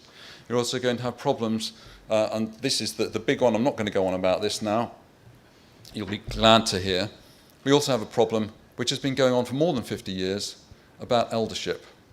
Our Methodist brothers and sisters do not recognise the ordination status of elders. We insist that elders should be ordained. Every single LEP where we are in partnership with the Methodists, we are fudging that issue because we have fundamental existential differences about the nature of ministry in our churches. I don't mind fudge. I do mind when it is bitter. Assembly, we will either have to remainder this or we need to reach a decision quickly. So I want to ask the mind of Assembly, are you ready to make a decision on I1? So if you're ready to make a decision, show an orange card in the room and a green button online. And if you are not ready, blue in the room, red online. We've got yes, and we've got several red. Right. I think that there are enough blue cards and red buttons that we will not move to a vote at this point, but we will have to remainder this matter and come back to it. At this point, I want to invite Steve Faber to come and introduce the small group work that you are going to be doing after dinner. And he will also remind you of where to find out where your small group is meeting, I'm sure. There is a sheet in the foyer. So, sorry. You don't, you've not completed, so you've just remembered you. Oh, no, I just... Sorry. You could, when we start again, you could begin by answering the question. Yeah. Sorry. They don't disappear. It's dinner time and Steve to do it. Well, Steve's doing that.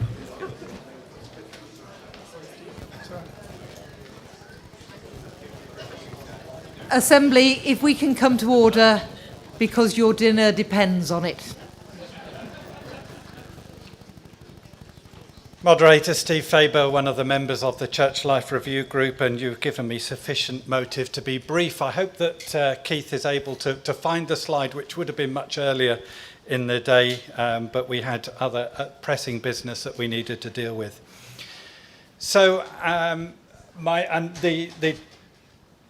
understanding, moderator, is that we will commence in small groups at 8 o'clock. I would suggest that half an hour will be sufficient. West Midlands Synod will then be meeting in the bar at 8:30, and everybody else get behind. We are going to then resume at 8 o'clock in our small groups. The list of small groups for those who are physically here at the Hayes is just outside on the red notice board there. Please do check if you can't remember which group you're in. Those online, I believe you're going to be allowed to be in Zoom breakout rooms. These questions have not been printed anywhere else, so I would suggest that you all quickly write them down or take a photo on your phones. We are going to ask groups A to E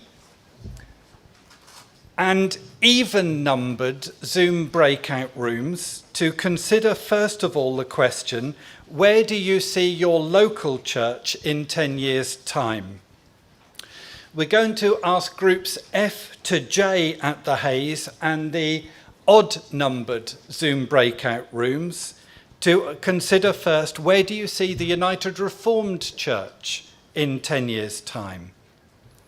I'd suggest you'd want to take no more than 5 minutes to consider that question. Then we'd like to ask you to consider all groups online in Swanwick, all groups. What is it that excites you about the Church Life Review report? And I'm particularly looking at paper N1 at this stage, N1. And what concerns you about the report in paper N1? And I'd suggest you take no more than 5 minutes on that question or that pair of questions. So you want to have brief answers. Please don't hog the floor. Let's keep things going quickly. So then by 8:15, we'd really like you to move on to the big question. What would you like the Church Life Review Group to hear? We would like, thank you so much for the changes in the time on the slide. That's really appreciated. We would like you to email your responses, please, to that dedicated email address, churchlifereview@urc.org.uk. If it can be feedback from a whole group, that would be really helpful, because we'll have to otherwise wade through 200, 300 different responses. But if individuals also want to make a submission to that question, or these questions that we're asking you to look at, then please do also email that address. I believe that Group E for Echo, does not currently have a group leader because of the hybrid status. So Group E at the Hayes, if you could appoint someone, elect your foreman of the jury, that would be really helpful. Several of the groups haven't got a named note taker, so again, if someone could volunteer to do that. But as I said, we're really open to having whatever feedback you want to give. The politer, the better. Finally, we note that groups I and J have got changed venues from the information that was previously circulated. So if you're not sure where you're going, the notice board just through there on the red notice board. We'll have someone out there to direct. Thank you, and there will be someone there to direct. So, Moderator, I'm sure that's enough. Let's have there is one more thing, which is that if anyone has not got their name on a group, then do feel free to just join a group. We will not be checking. Could I ask you, before people start drifting out, to stand as the Bible is taken out?